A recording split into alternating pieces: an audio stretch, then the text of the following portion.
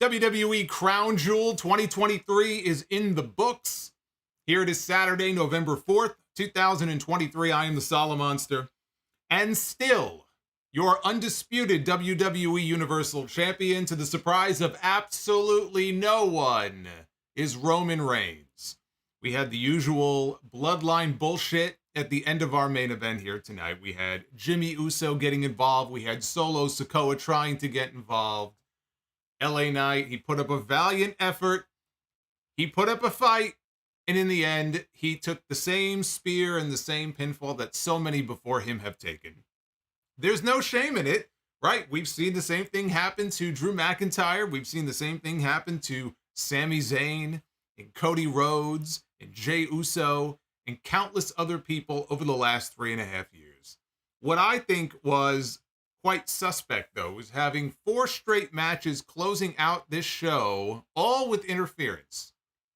Distractions, interference, at least break it up a little bit, right? I understand them wanting to use Cody and Damian Priest as the buffer match there towards the end. I get that.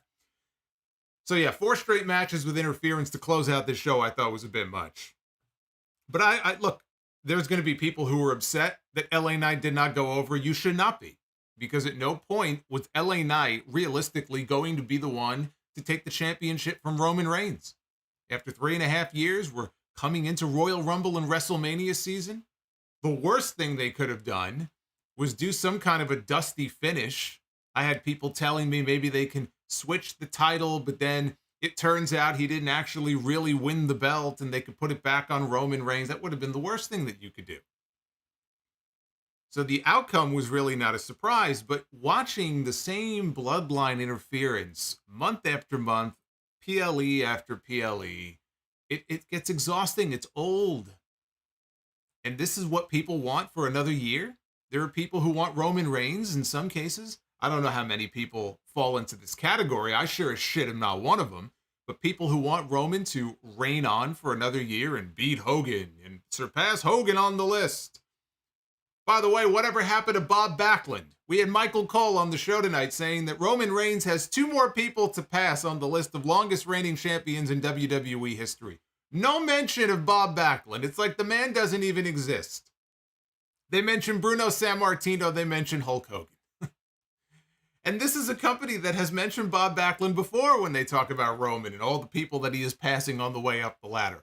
All of a sudden, it's like Bob Backlund, he just vanished off the face of the earth. They erased him from history. He's been Benoit from WWE. I don't understand that. But yes, Roman Reigns is still the champion. And LA Knight, I thought, went in there and you know, here's the other thing about LA Knight. And I'm already getting messages about this from tweets and people in the chat I saw were talking about this. Oh, you know, LA Knight, he can't really do much in the ring. LA Knight is incapable of having a long match. Now, I didn't put a clock on that main event. I don't know if it went a full 20 minutes or not. It felt like it did. If not, it was in that range. Since when is that not long? How long do you want these matches to go? What is he, fucking Okada? You expect Roman to be out there for 45 minutes every pay-per-view? I thought that they had a fine match. The match itself, up until all the bullshit at the finish, I thought was fine. I thought LA Knight had the match of his life on this show. LA Knight was fine. He had the crowd behind him. He was getting that superstar level reaction. This was his first main event, true main event in WWE. And the fans in Saudi Arabia were behind him, no different than they are here in the States. So it's real. The LA Knight push is real. The people, the support behind him is real. And I still have people who aren't convinced of this. And they're like, oh, you know, it's just one of those things, you know, people will be over him in a month or two, right? They said that at the beginning of the fucking year. He's been getting reactions like this all year long. The challenge now is that he has gone to the main event and he has lost. He went in there and made promises and said that I'm going to beat you. I'm going to become the WWE champion. And he didn't. And so now, how do the fans react to this? Do the fans sort of abandon ship on LA Knight and say, okay, you know, the guy, he was full of hot air? Or do they stick with him the way that they have stuck with Cody Rhodes? Because I had these same concerns about Cody coming out of WrestleMania. A lot of people were saying that, oh, Cody is done. Cody is dead. And I think it's been proven already that Cody Rhodes is far from dead. Cody Rhodes has been just fine. And now we have to hope, if you're an LA Knight fan, that LA Knight will be just fine. But the key now is in the follow-up, because what they did here in this match certainly sets up a reason for LA Knight to want to get a piece of the bloodline in a War Games match. And we got the official announcement on this show that War Games is coming back. We no longer have to rely on websites and rumors. War Games is coming back at Survivor Series, and I assume that means for the men and the women. They didn't specify. But I can't imagine they have one without the other. So we know we're getting a War Games match. Now, Roman Reigns really needs to be part of that War Games match. Because if you look at the babyface side of what that team is likely going to look like, you're looking at people like Cody Rhodes and Jey Uso and Sami Zayn and LA Knight. These are all people that have had beef with Roman Reigns and the Bloodline. These are all people that have wrestled Roman Reigns and have been screwed over by him and the Bloodline. How is he not going to be a part of a War Games match? He was last year. I know all these reports now, and you had different people saying that Roman isn't even scheduled to wrestle again for the rest of the year. That's it. This was it. He's got the rest of the year off. We'll see you at the Royal Rumble. He needs to be at Survivor Series. He needs to be in Chicago. He needs to be part of that War Games match. It's the only thing that makes sense. Show up to work and be part of the War Games. They set things in motion tonight as far as that goes. But that wasn't the only thing that happened on this show. We did have a few other noteworthy things to talk about, which includes a new United States Champion crown. This actually kind of ties in with Roman Reigns, and I'll tell you why here in a second, but we have a new U.S. champion. His name is Logan Paul. And if you were wondering, one of the many reasons why WWE wanted to put the U.S. title on Logan Paul, if you go over to TMZ.com right now, it is the lead story on TMZ that Logan Paul is the new United States champion. And that is one of the reasons why they love the idea of that belt being on someone like Logan Paul. But now we look ahead and I say to myself, Logan Paul is on SmackDown. Roman Reigns is on SmackDown. What do the two of them have in common? They're part-time. Roman Reigns shows up once every few months at this point. Logan Paul shows up for a few weeks at a time, disappears for a few months. So now at this moment, we have two absentee champions on the same show. They're both on SmackDown. You know, when you had Roman disappearing for months at a time, they had to create this other World Heavyweight Championship. The only reason Seth Rollins has a belt at this point is because Roman Reigns has it built into his contract that he gets X number of days off per year. And good for him getting that deal. But now on SmackDown, you have Roman Reigns, world champion, right? How often is he really going to be showing up? Not very often. Logan Paul, I sure hope that they have an agreement with him for him to at least be semi-regular on television. Otherwise, we now have two champions who are barely going to be showing up on the show. What is there for people to fight for? You take all the titles away. What the hell else is there to fight for? So I hope they have that all worked out, and I hope we'll see more of Logan on TV. He doesn't have to be wrestling every week on TV, but he at least needs to be present on the fucking show. Because right now, at this moment, that's what you have. You have two absentee champions on the same brand. Seth Rollins, though, is the world champion on Raw. He defended his title against Drew McIntyre on the show. This is one of the matches I was most looking forward to coming into this show. And I very much enjoyed their match. In fact, I think they had the match of the night. That was the opening match on the show, and I think they had the best match of the entire show. That story with McIntyre will continue. John Cena was on the show, one-on-one with Solo Sikoa. Would they go with the feel-good story? Would he put over the young buck? I'm not talking about Matt or Nick. Would he put Solo over in the match? Because Solo is the one that's being groomed, right, for bigger things, obviously, in this Bloodline story. Well, they went with the latter. And John Cena, who came into this show lacking a win in a singles match, 5 years have gone by since he last got a win. It was in Saudi Arabia against Triple H, the very first Saudi show. That streak continues because John Cena lost to Solo Sikoa, but he lost in very decisive fashion. So when I talk about there being 4 straight matches on the show with interference and bullshit, this was not one of those situations. This was straight up one-on-one, and John Cena lost.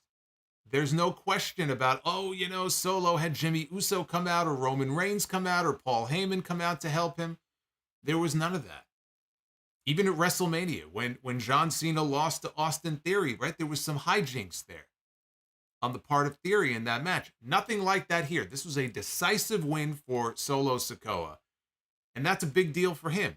You know, whatever value Cena has left at this point, because again, he hasn't won a fucking match in 5 years, but whatever value he still has left in these situations, he put it all out there for Solo.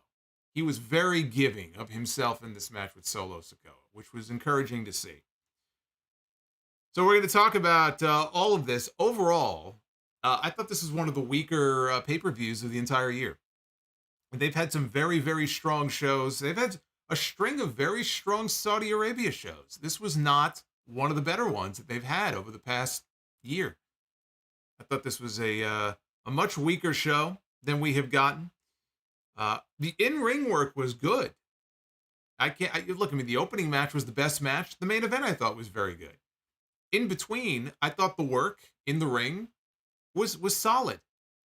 But just on the whole, it just felt very flat in a lot of parts. It was very predictable. Yeah, just because it is predictable doesn't make it bad, but when it's a little too predictable, I think that does take away from the show a little bit. So I think this ranked at the lower end of the recent Saudi shows they've done. But overall, I mean, if I had to give it a number ranking, if we're doing the 1 to 10 scale here, I mean, I would probably go 6 or 6.5 on this show. I think that's fair. I wouldn't go higher than that. We'll talk about it. This is your Crown Jewel 2023 review, and that's not even everything. There was something else that happened on the show. There was a big return, or maybe not a big return. If you listen to the crowd, it wasn't very big at all. We'll talk about Crown Jewel here. I am the Solomonster. Like and subscribe. We're looking, I think, what is the goal? 450, right? 450 likes is the goal for Be the Booker later. Super chats are open. I want to give a shout out to Fawaz, loyal listener of the show who was at the show in Riyadh. And Fawaz is the one who always brings a sign to the shows to represent the sound. I mean, he is always representing the podcast. He's always front and center, always on the hard cam. The effort that he puts into that is just off the charts. But they took his sign away from him coming into the building. They apparently didn't let anybody into the building with signs. You didn't see any of them, except the ones WWE gave out for LA Knight. You saw those. But they didn't let him into the building with the sign. I know he felt bad about that, but I appreciate the thought. And I just want to give him a shout out. Not to worry. Very much appreciate all of your support for Fawaz. And I hope you enjoyed the show.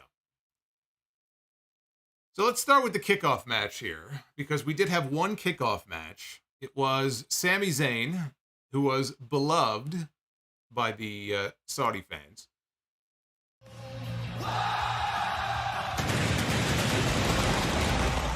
It's a Cody bomb. Holy shit, it's a Cody bomb. That's a lot of pyro. That's a lot of pyro. Whoa, holy shit, Cody has, boy, you know. You don't realize it until you really hear it, that Cody Rhodes, he does have a lot of pyro. ABK is chiming in here right as we are getting going here on the stream. It's ABK. ABK. Always be killing it. Always be killing it with a $411 super chat. $400 super chat bomb. Wow. Wow. You knocked me for a loop there. You knocked me on my heels a little bit there, ABK. Good time for a live stream. Also, John Cena calling spots is hilarious. Oh, I'm going to get to that. Don't worry about it. We're going to be talking about John Cena and his spot calling when we get to that match in a little while here. Wow. All right. Well, ABK getting us started here on the right foot. Sami Zayn and JD McDonough was the kickoff match on this show. They had Byron Saxton, by the way, doing the ring announcing for the entire show. Samantha Irvin is handling the ring announce duties in the U.S., so they did not send her over there. So Byron, and I thought Byron did a fine job. You know, I want to say he's filled in a few times on ring announcing over the years. He doesn't do it very often, but I thought he was fine in the role. Zayn and McDonough, they came into this match all knotted up at 1 win apiece. So this was the rubber match between the two of them. Zayn went for a monkey flip early, and McDonough, he took the move awkwardly. It looked like he kind of hesitated. He stalled there for a split second instead of just going for the motion. And so he didn't get the momentum that he was looking to get. And he just landed in a very awkward way, almost kind of on his head. So he was okay.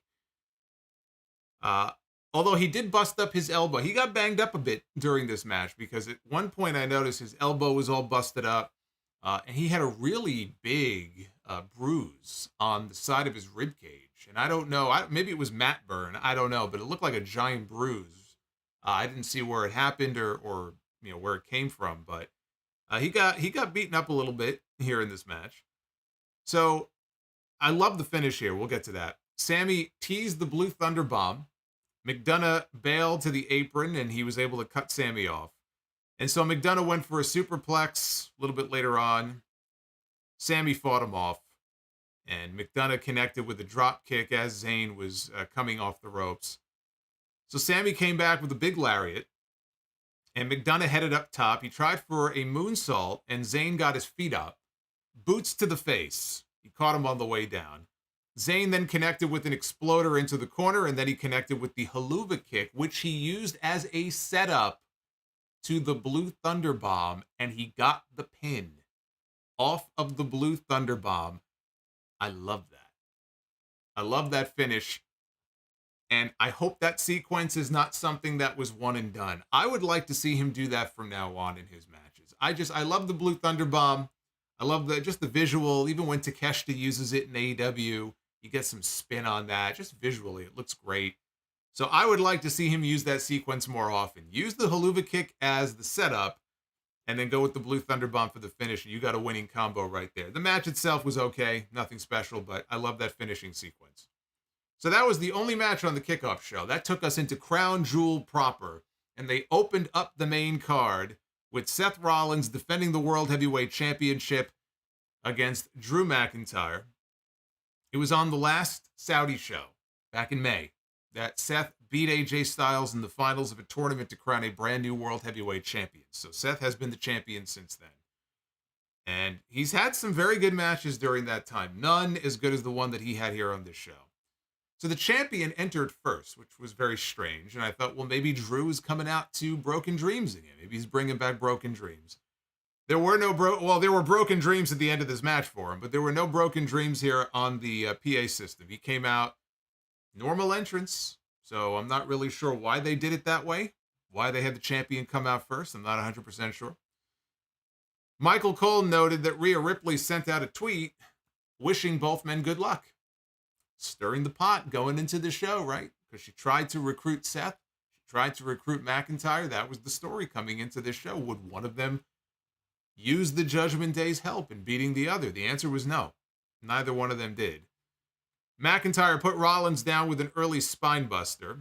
And then a little while later, Rollins came back. He had a superplex, stood McIntyre up for the Falcon Arrow that he usually follows through with, but McIntyre countered into a suplex of his own. Rollins came back. He had McIntyre up for a buckle bomb, and his back gave out, right? The bad back that he's been nursing now for months. The second longest storyline in WWE.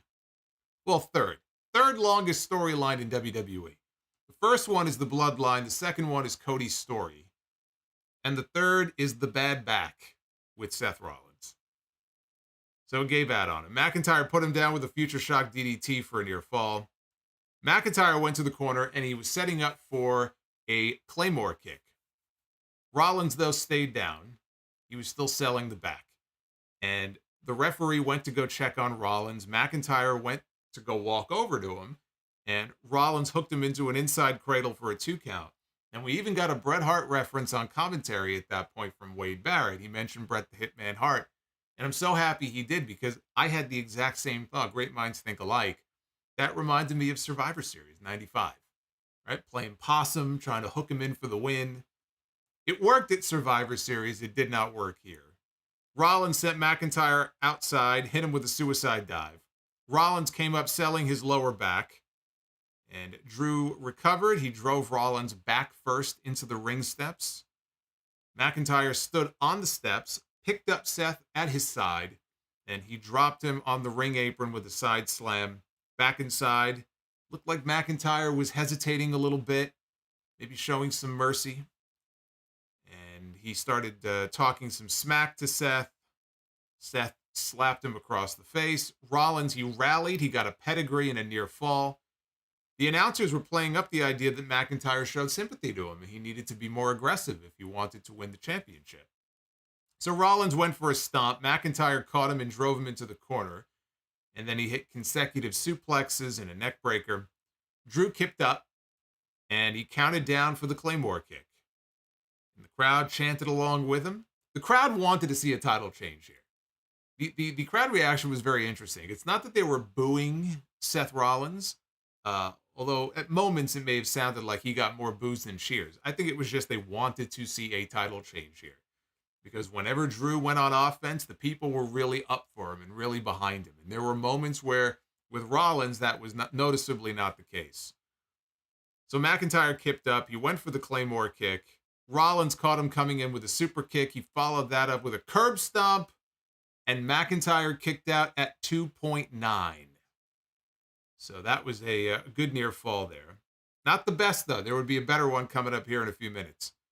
Rollins went up top. He rolled through on the Phoenix Splash. It's a case in point. This is the near fall I was talking about.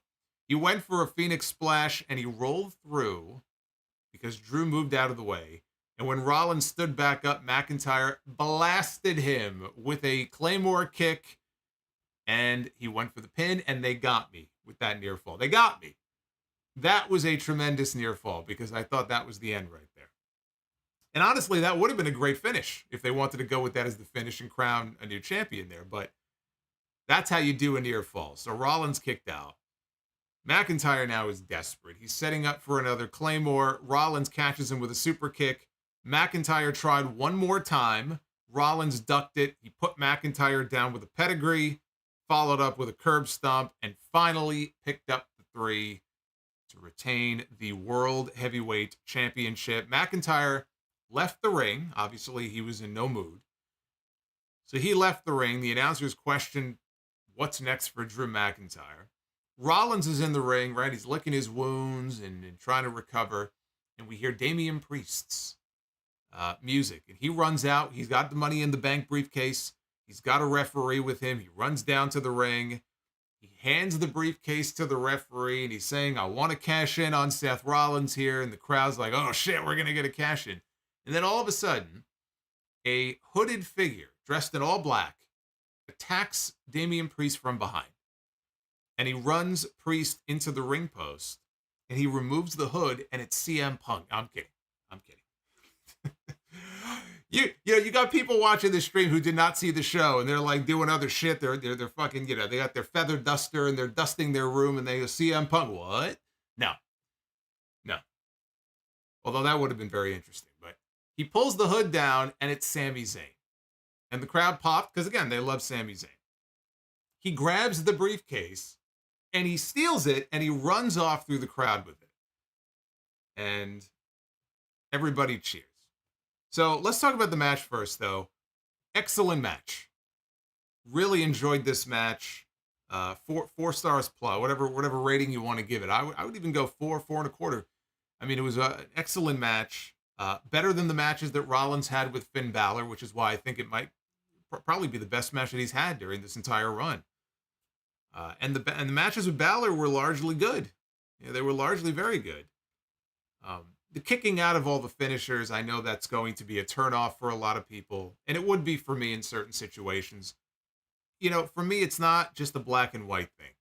There are matches that I will watch in WWE or NXT back in the black and gold days, or AEW today, where it just gets to a point where I kind of throw my hands up in the air and I'm like, you know what? This is ridiculous. This is one too many.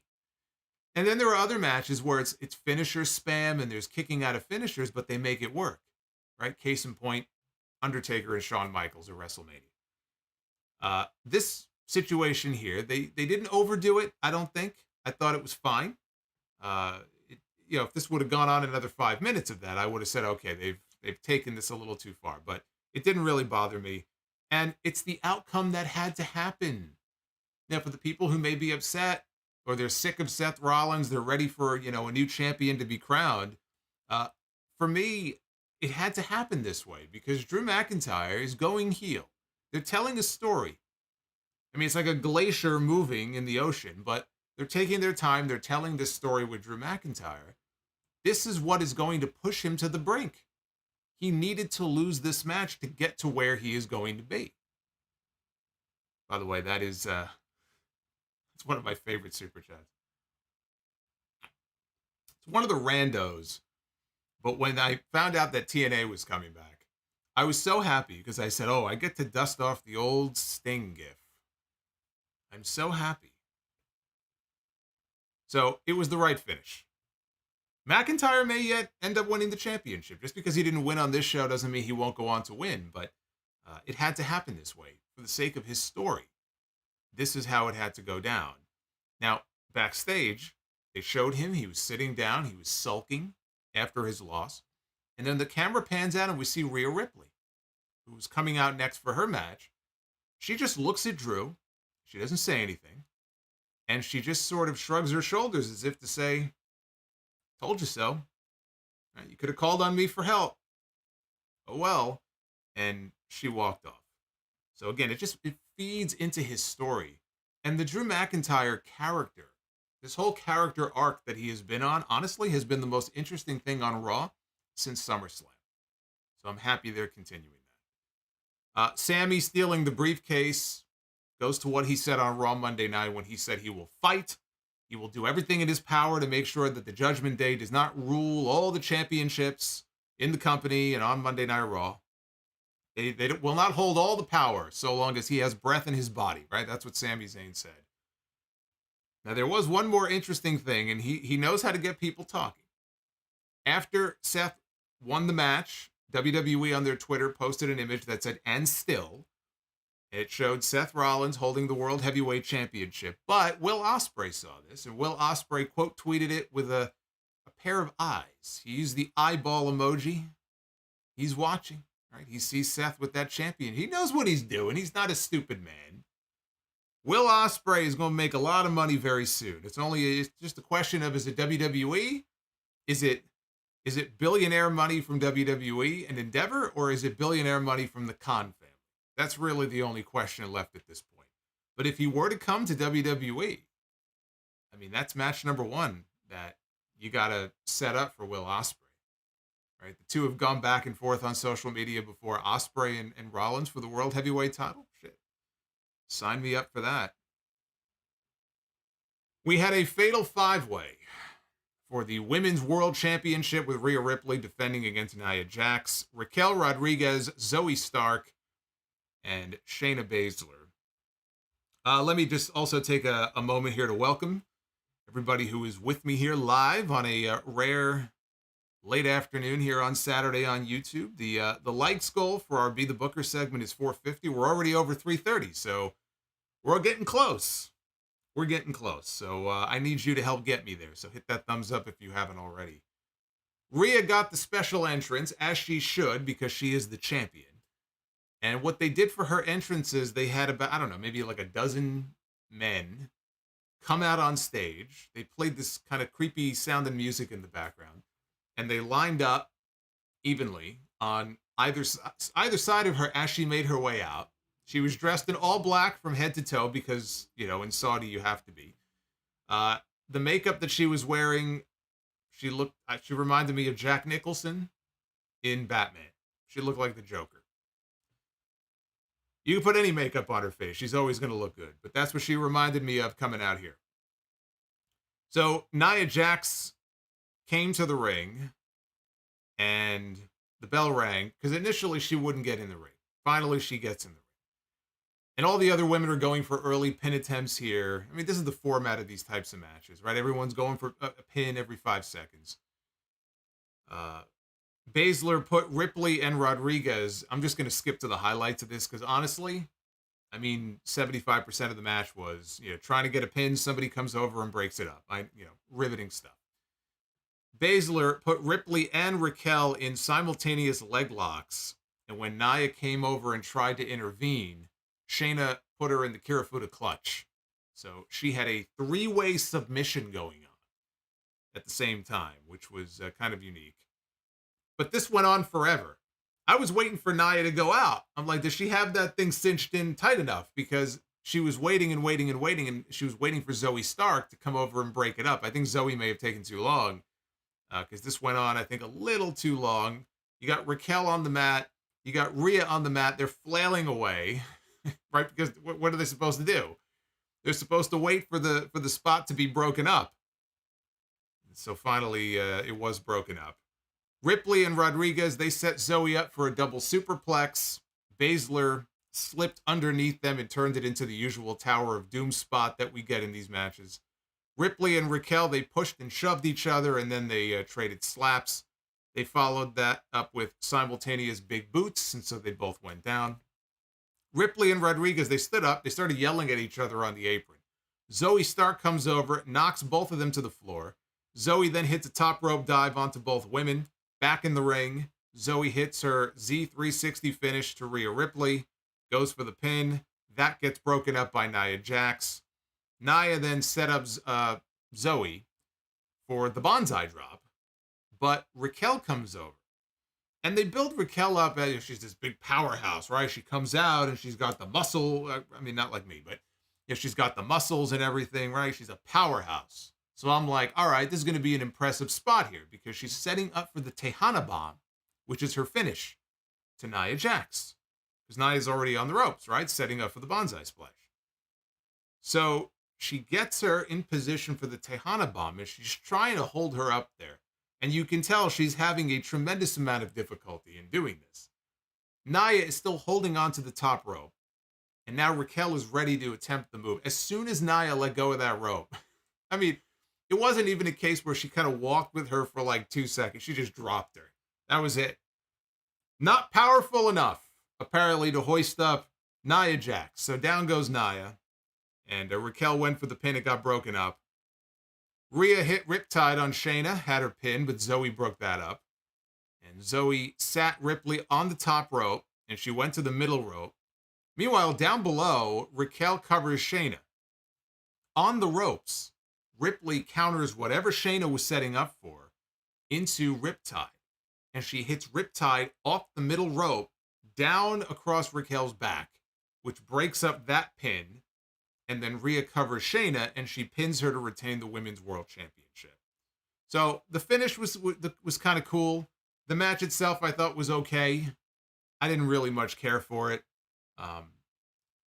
Zoey, they actually put some shine on Zoey here. I thought Zoey was going to eat the pin at the end of this, and I was kind of surprised that she didn't. Happy, but surprised they had Shayna get pinned instead. So, I mean, it was fine, but this was not my favorite match of the show. But Rhea retaining was never in doubt. And so this is one of the more predictable matches on this show. Did anybody honestly believe coming into this, as featured as she is on Raw every single week, that Rhea Ripley was actually going to lose her title? They wanted you to believe that because she didn't have to be pinned in a 5-way to take the fall. And there's always in the back of your mind, like, holy shit, is Triple H going to put this belt on Nia Jax? I would like to think I have enough faith in Triple H that he wouldn't do that. And thankfully he did not. So the right person won, but the match was over. Now we get to John Cena. Poor John Cena. Y'all got to feel so bad for John Cena. This guy he's fallen on tough times here. I know that he's made more money than God over these many years just from his t-shirts, right? This guy, how much money has John Cena made from the t-shirts that he has sold over the years, right? Let alone whatever WWE was paying him for a salary. And now he's in Hollywood and he's making big movies and he's doing car commercials and he's hosting Wipeout. He's doing all sorts of stuff. But you got to feel bad for John Cena because this poor fucker has not won a singles match, in 5 years. And he came out on television last week and he said, I feel like I'm in jeopardy of losing the respect and the love of all you people. Basically because he's a loser. And then he got Samoan spiked on television last week. He came out on SmackDown last night sounding like a chain smoker. Talking like this, right? That was John Cena last night. Thank you, and shoosh, and thank you, and shoosh. Thank you, and shoosh, and thank you, and... What a name. What a name there. We'll call you Mr. DA. How about that? Thank you for the $12. I appreciate that. Again, I'm going to be reading all your super chats. Let me know what you thought of this show, and if you agree or disagree with what I'm saying about some of these matches.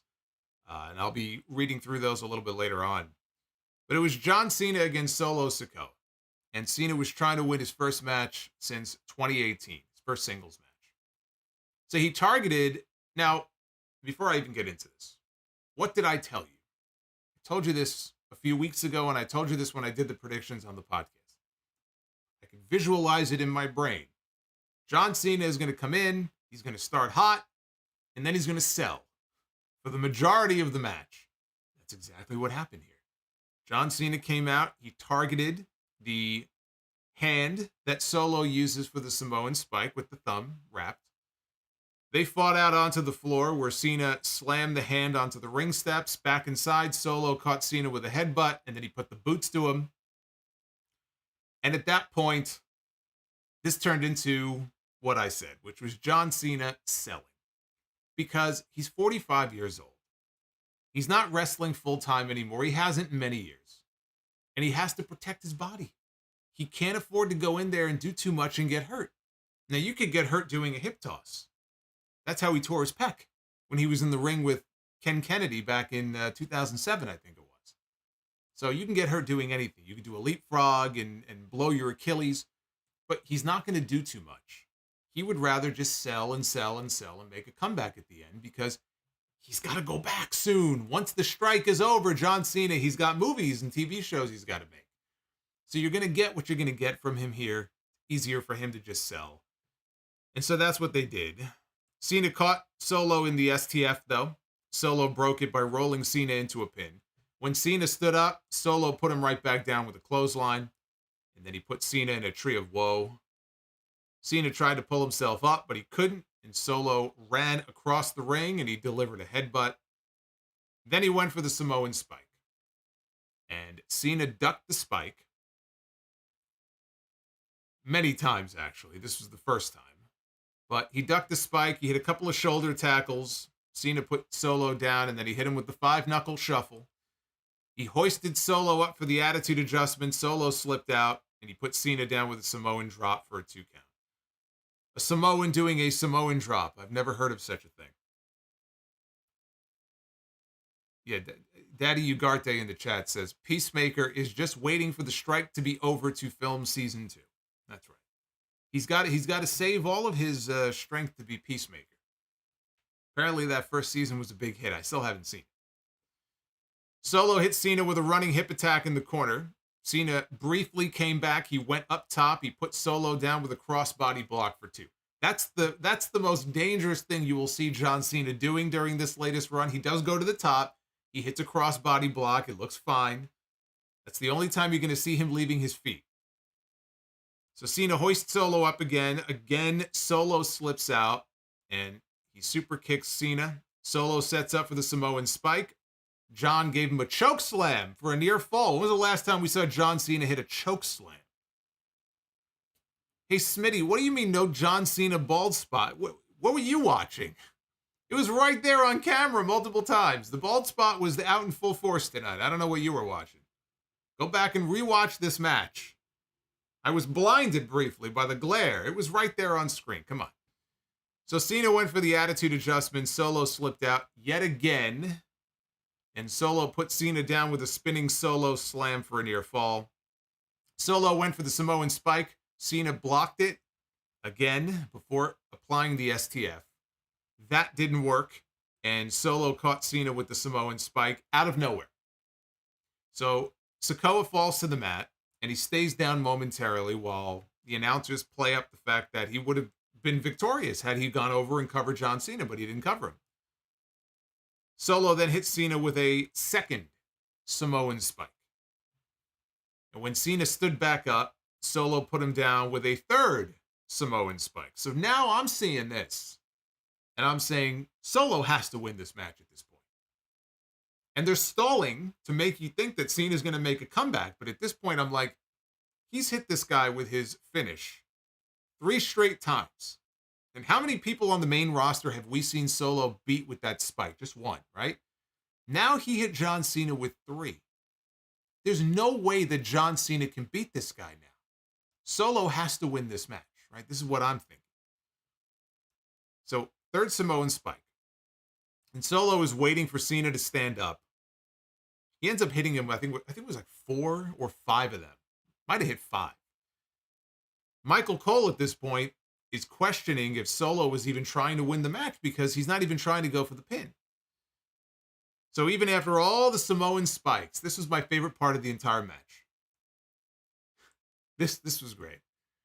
He's taken about 18 Samoan spikes at this point, it feels like, okay? And the camera zooms in on John Cena, who's laying on the mat. And John Cena is basically openly having a conversation with Solo Sikoa. He's talking up to the man, obviously trying to communicate either the next spot or do this, stand here, right? Because he's the ring general. He's directing traffic. Do you have to put the fucking camera on the guy when he does that? We know that John Cena loves to call spots. This was no different. I'm not talking about the bald spot that Smitty mentioned. He loves to call spots in these matches. And it's one thing if he says it out loud, right? I mean, the microphones pick it up. There's not a whole lot you can do about that. But why do you have to show the guy?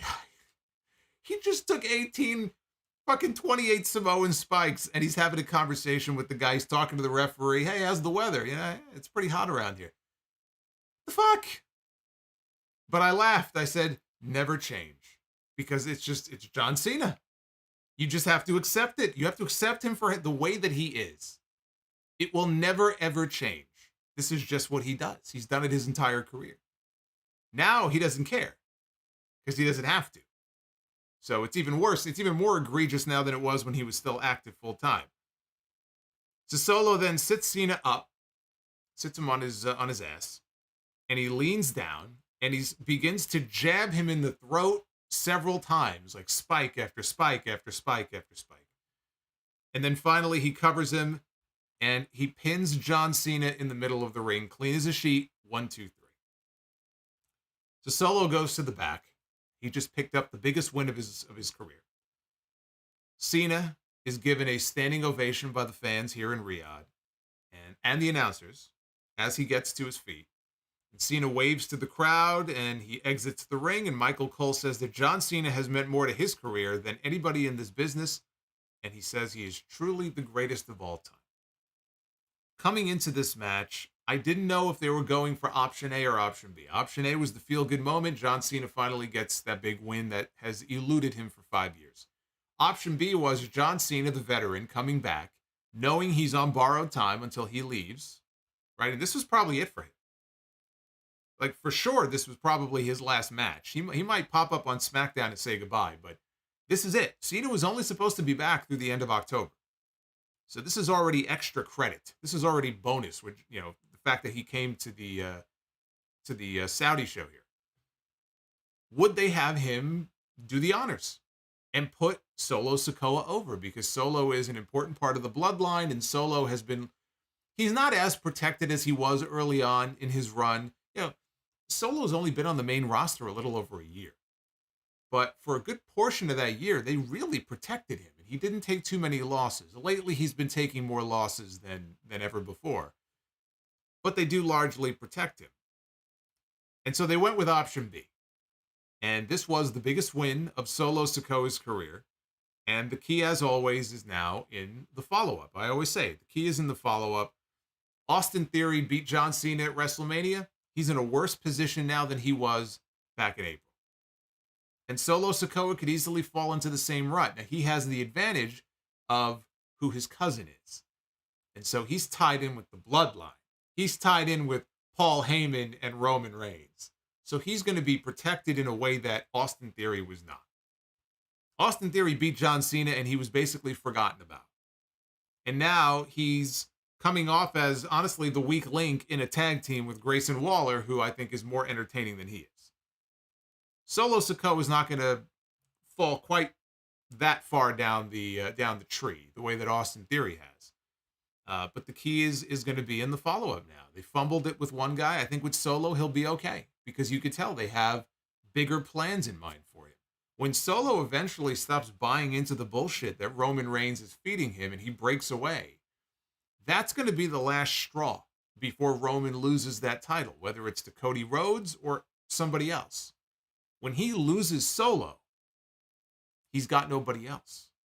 What's Paul Heyman going to do, right? So that's where things are headed as far as the bloodline goes.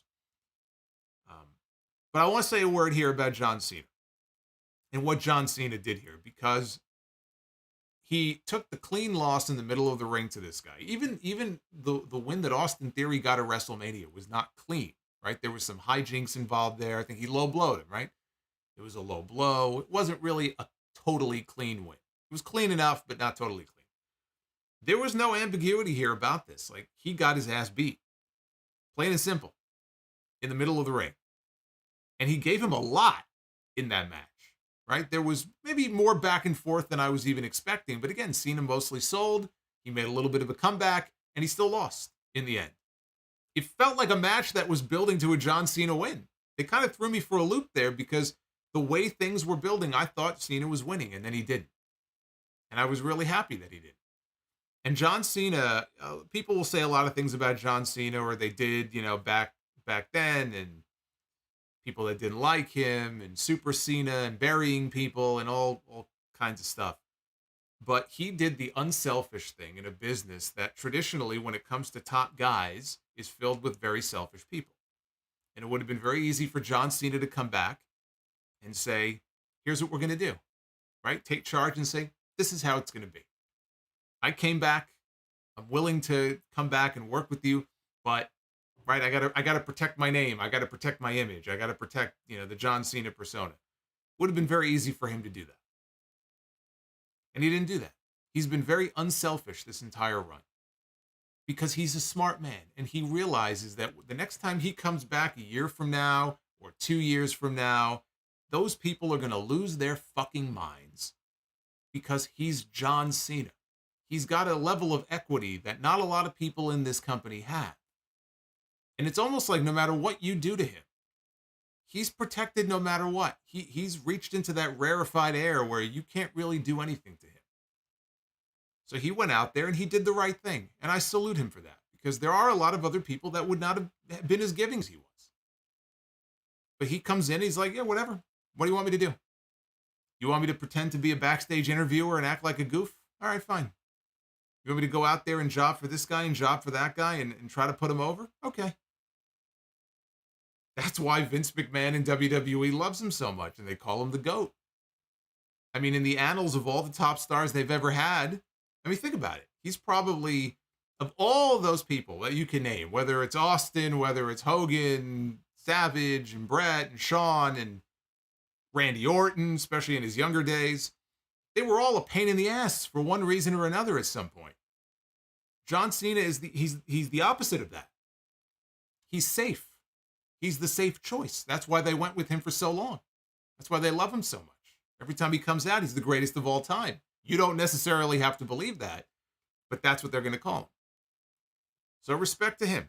He put Solo over, and he did it in a very strong way. Doesn't have to do that.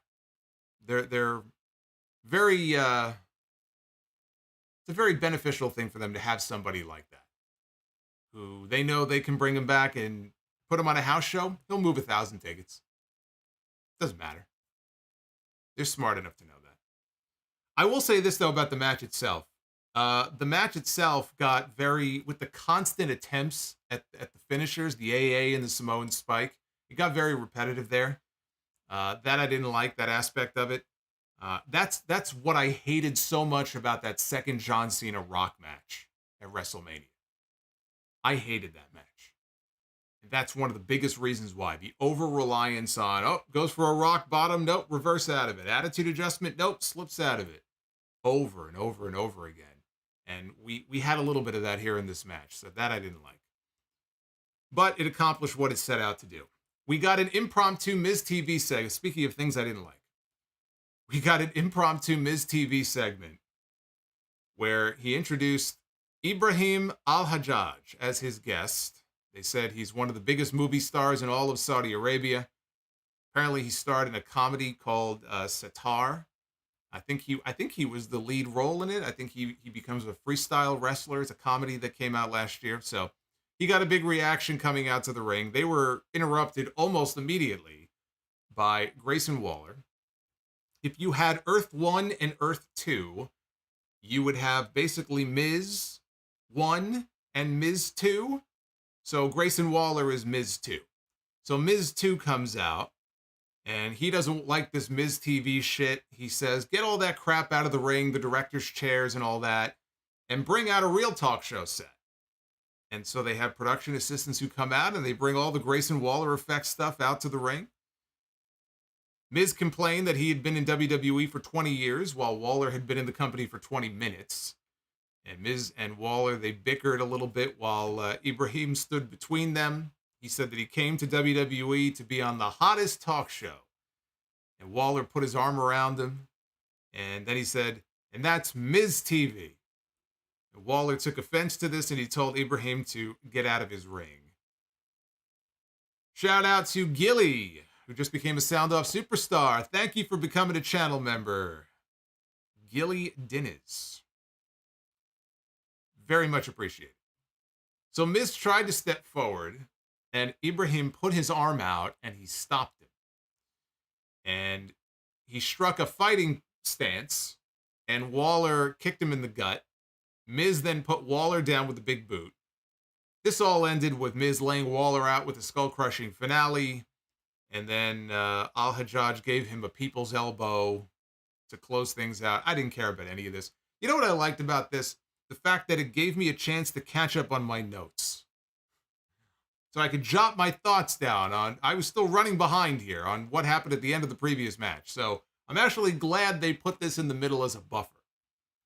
One of the things I actually like about the WWE shows like this, that I hate about the AEW shows, as great as the matches are on the AEW pay-per-views, I mean, they don't give you a chance to breathe. It's just one after the other, after the other, after the other, and you just don't have time to process everything. So I like the fact that they put this out there because I was able to catch up. So, but the live crowd enjoyed it. So there you go. They were having fun with the segment. Rey Mysterio, one-on-one with Logan Paul for the United States Championship. 1 year ago on this very show, Logan Paul had an excellent match in the main event with Roman Reigns for the Undisputed Championship. And here we are 1 year later, and again, he is challenging for a title. They aired a video, this is part of Logan's entrance, and they showed Logan Paul standing in the middle of the desert next to a dune buggy. And then he drove the dune buggy around very wildly in the sand. They cut to Logan driving down a city street while talking about how he's going to become the next U.S. champ. And they showed him pulling into the arena. They cut to the announcers for a moment. And then they cut back to the stage. And we see Logan Paul coming out in the dune buggy on stage. This was a weird one, this match here, because I felt like they were having a good match and the crowd just didn't care. And this was really the point where the crowd sort of died for a while. The crowd didn't really seem to care about either of the women's matches at all. But this part of the show is where they died for a few matches. And it took Cody Rhodes coming out later on to bring them back up. So, yeah, it was just weird. Because, I thought it was good, but crowd didn't seem to agree. Logan rolled through an early Mysterio crossbody block attempt, and then he picked him up on his shoulders. He ran Rey into the corner. Paul followed up with a moonsault, and he got a 2 count out of it. He threw some body shots at Rey, whipped him into the opposite corner, and Rey stumbled out. He collapsed. Logan hit a tilt-a-whirl backbreaker for a 2 count, and Logan pressed Rey over his head, and then he dropped him, and he hit the ropes, and he splashed him. He pulled an Ultimate Warrior out here. Of all the people to emulate, he decides to emulate the Ultimate Warrior. So he did not win with that move. It's amazing that the Warrior won as many matches as he did with that move back in the day. So Logan was on the offense for a while. Rey was able to avoid him on a charge into the corner. Logan went through the ropes and he collided with the ring post. He fell out to the floor. Rey went up top for a seated senton, followed by a springboard crossbody for 2. Logan came back with a buckshot lariat. His knee buckled a little bit. They did acknowledge it on commentary. I don't think it was meant to be part of the story or anything like that. He's lucky he didn't tear. I think that isn't that how he tore his knee last time. I think it might have been on a buckshot lariat. That might have been where he tore the was it ACL or MCL, whatever it was. So he only got a 2 count out of it. Rey ducked a punch and he put Paul in the crossface. And Logan reached the bottom rope to break the hold. And then Rey went for a springboard moonsault. And clearly he was going to come up short on this moonsault. And I'm not really exaggerating when I say that Logan Paul saved this man's life. Logan Paul saved Rey Mysterio's life because he was too far away.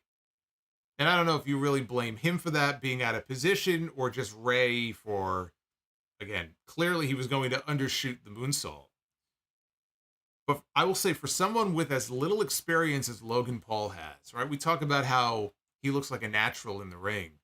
Stuff like that is what is really most impressive.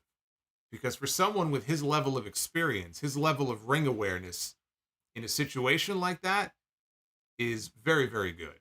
So he could see what was about to happen, and he was able to get into position just in the nick of time, and he caught Rey coming down before Rey.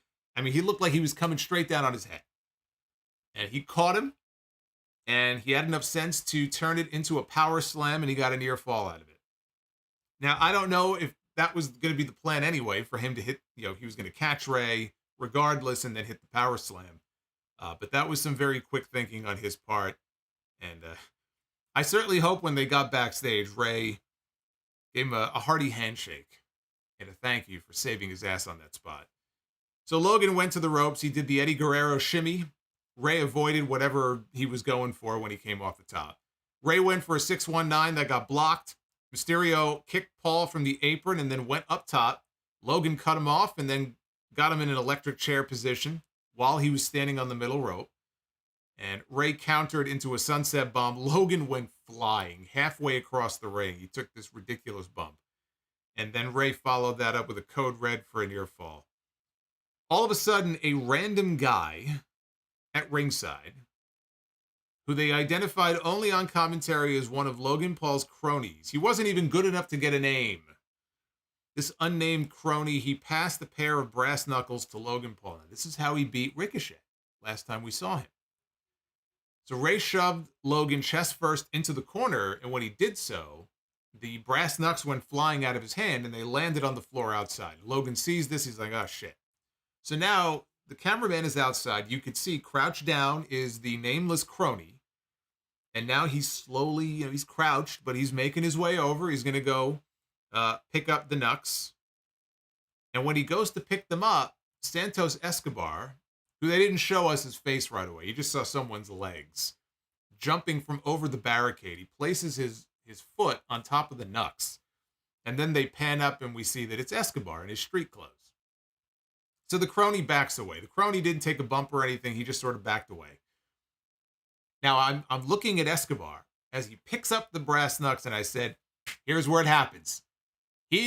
Logan Paul's going to have the referee distracted, and Escobar is going to just fucking wallop Rey right in the face with the brass knucks. They didn't do that, but before he went chasing after the crony, he puts the brass knucks down back on the apron. And then he runs and he chases the guy off into the crowd. So now Rey gets Logan Paul in position in the ropes for a 619. Logan looks down on the apron. He sees the brass knucks. So he picks him up. Rey comes in. He hits the 619. And then Rey sets up for a springboard move, a springboard splash.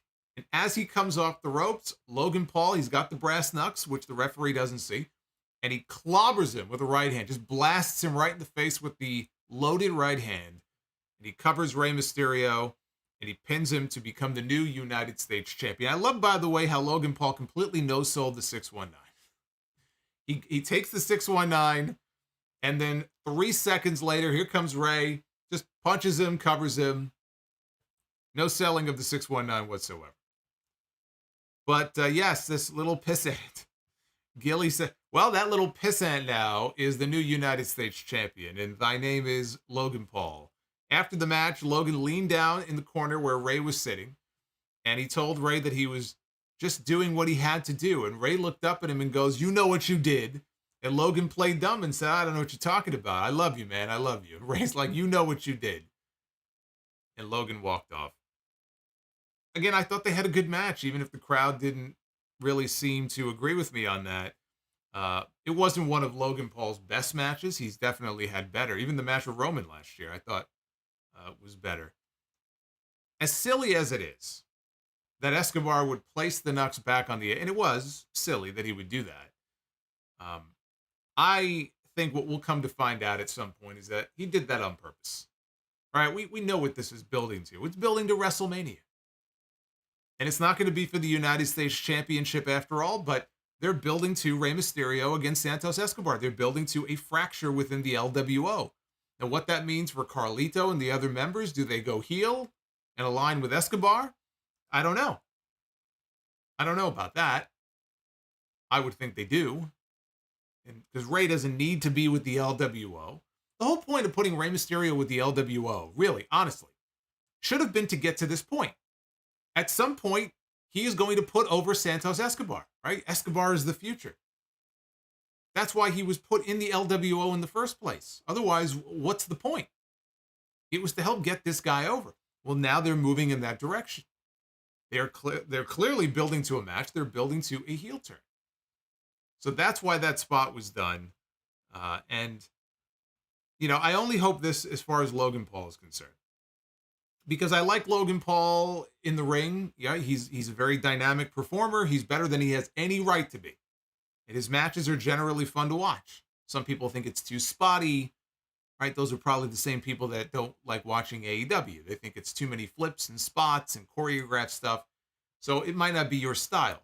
But for the limited amount of time he's been doing this, you would watch him. If you didn't know any better, you would never know he's an outside celebrity who's coming in 3 times a year to wrestle matches. He looks like he's part of the roster. He's bigger than probably half the fucking people on the roster, physically. But in the ring, the guy can go. I don't have an issue with him being the United States champion. What I have an issue with is if you put the U.S. title on somebody who is not committed to making more consistent, regular appearances on television on a show where you already have a part-time absentee champion. That is what I am curious to see. How often do we see him now on the show? Is he going to be at Survivor Series? Is Logan going to be in a match at Survivor Series? Are we not going to see him again for a while? Right? I would expect he'll be on SmackDown this Friday, but we don't know. We only have his schedule up to this point to go by, and it's not looking good. And I don't know how you can have 2 singles champions like that making rare appearances on the show, when this show should revolve around people who want to be the champion. It's hard to do that when your champions are not around. So I hope they have an agreement with him and we'll start seeing him more often on television. He's got 2 very obvious challengers between now and WrestleMania. Kevin Owens, which they already teased on SmackDown last week. They had their little exchange in the hallway. Kevin Owens is one, and LA Knight is the other. Because I don't know what the hell else you have him doing at WrestleMania if he's not the one challenging Logan Paul. He's not wrestling Roman Reigns. And it doesn't look like he's going to Raw. He's not winning the Royal Rumble. So Kevin Owens and LA Knight, maybe in that order, they're probably up next on the list for LA Knight going into for Logan Paul going into WrestleMania. And I would expect that at WrestleMania, he will drop the belt. That seems to be the direction now going forward, but you still got to get him on the shows. He has to have some kind of presence on these shows, more than he does now. And if he does, then cool. I have no issue with it. But if not, then this is a fucking dumb move putting this belt on somebody like that. We get enough of that on SmackDown as it is. But again, his win here, this title win, is the top story, or it was a few hours ago, on TMZ.com. And WWE loves the publicity that they get from stuff like this. So they're going to love the publicity they get from Logan Paul taking that belt everywhere he goes. And when he does his podcast, it'll be right there with him, right? That's why he's the champion right now. We had Bianca Belair against Io Sky for the WWE Women's Championship, their second PLE match of the year. Their first one was back at Backlash. It was an excellent match. This was not that. They worked hard. It was good, but it was not at the level of their last match. And a big part of why, frankly, was just the apathy from the crowd. The crowd did not care about this at all. But it did build to something at the very end here. That young lady on your screen right there, we're going to talk about her here in a second. This was the big climax here at the end of this match. Bianca started off hot, hit a standing vertical suplex for a near fall. Io started working over Bianca's storyline injured knee with a dragon screw. Later on, Bianca placed Io on the top rope. She set up for a superplex. Io slipped underneath her and put her in a tree of woe. Io then hit a drop kick to the bad knee, covered her for a 2 count. And then Io applied a stretch muffler. Always loved when Brock used to do that. Remember the Brock lock? Back when Brock would do more than just suplex people. Believe it or not, Brock Lesnar actually, he did know how to wrestle more than just, 4 moves. And he used to do the Brock lock back in like 03. Used to love that move. So now Bayley shows up and I just groaned. Here we go, right? Knew it was coming, but still, so much interference on this show.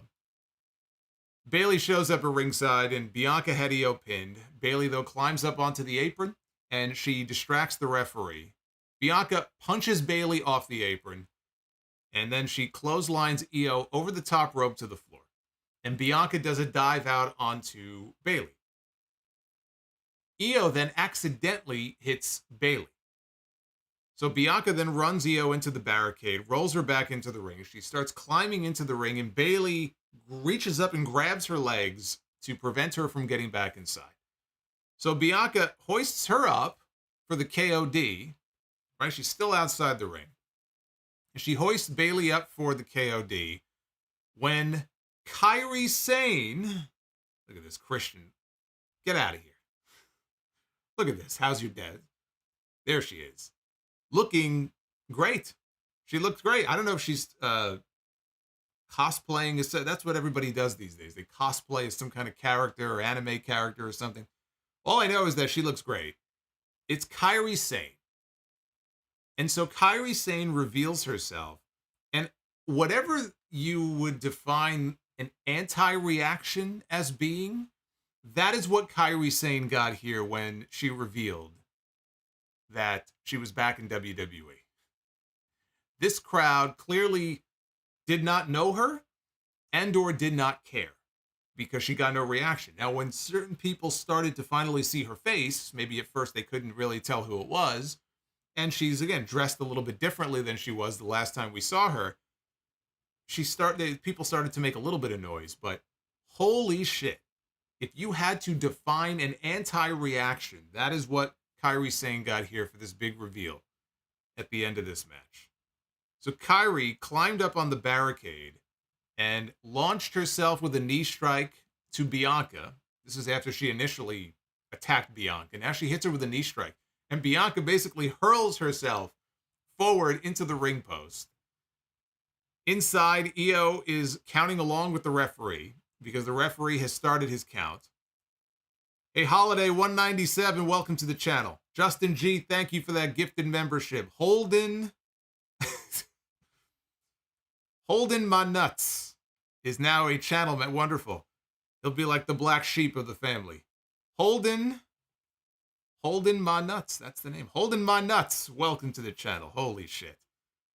Holden, what's going on, Holden? So Io's in the ring and she's with the referee. Count, right? Bianca's outside the ring. So Bianca ends up making it back into the ring before the count of 10.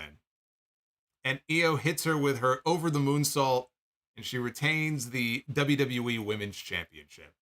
After the match, KAIRI gets in the ring, and she hits her top rope elbow drop, which is just a thing of fucking beauty. The best diving elbow in the business. Still, KAIRI Sane. And she drops it down on top of Bianca. KAIRI and Io then embrace, and the camera pans over to Bayley on the outside, who's looking in and sees this, and she's surprised and she's concerned.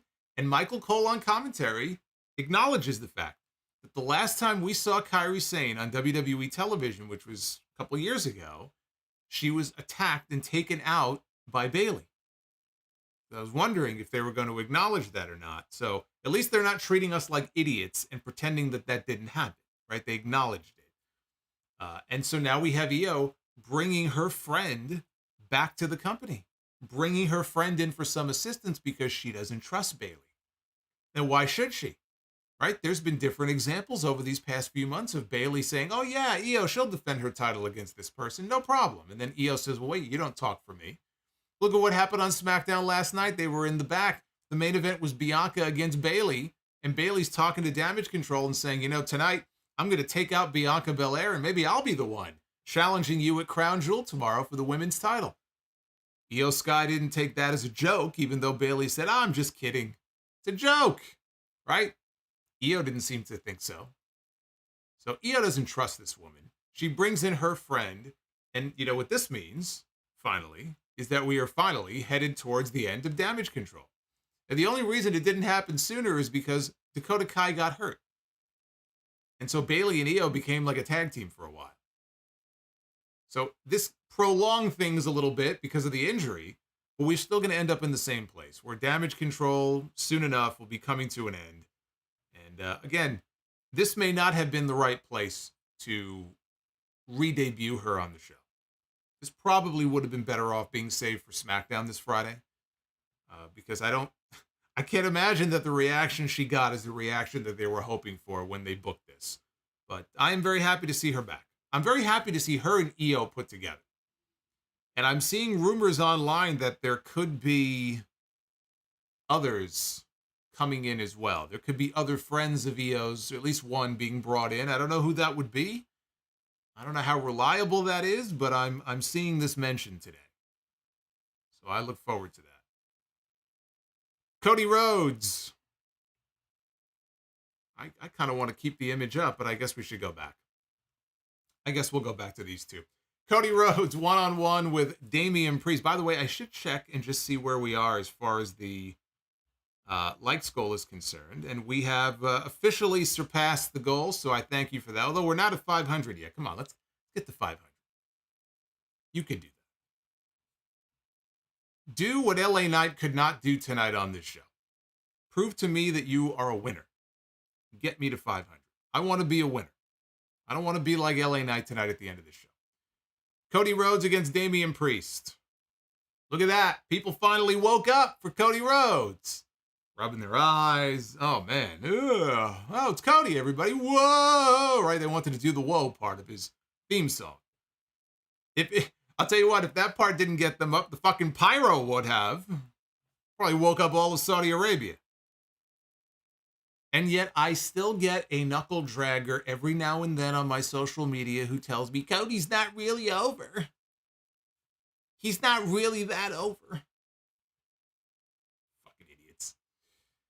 So Damian attacked Cody while he was still on the ropes doing his entrance. Cody was selling the bad ankle that Damage Control that the Judgment Day had worked over a few weeks ago. Priest put Cody down with a big clothesline at ringside, and he tried to put him on the announce desk, and Cody slipped away, shoved him into the ring post. Cody performed a suicide dive that led to Priest ending up on top of the announce desk. Cody then joined him on top. Priest fought back and hit the Reckoning on top of the table, which is his version of a Crossroads. It's his old finish. He hit Cody with the Crossroads. So Priest brought Cody back in the ring. He set up for the move again. Cody, though, countered into the Crossroads, but he sold the ankle, and he could not make the cover. Jazz, I appreciate that, man. Look at Jazz. Jazz says, I like the video across all 3 of my YouTube accounts. See, that right there is dedication. I appreciate that. That's how I like to see it done right there. So here comes Finn Balor down the ramp. More interference on this fucking show. Here comes Finn Balor. Cody turned his attention to Balor, who climbed up onto the apron. JD McDonough entered the ring. He tried to hit Cody from behind, but Cody caught him, punched him. Priest put Cody down with a gigantic South of Heaven chokeslam. Cody got some ridiculous height on this chokeslam. It reminded me of the chokeslam that Brock Lesnar took from The Undertaker in that dark segment on SmackDown many years ago. I think it was before their biker chain match. I think it was maybe a No Mercy. I mean, I've never seen someone get that kind of height on a chokeslam before as much as Brock did with The Undertaker. This was pretty close. Cody went up pretty high for it. So he ate the chokeslam. Only got a near fall, though. Balor called to the back, though, for help. He called for the reinforcements. And the reinforcements were Dominic Mysterio, coming out with a steel chair.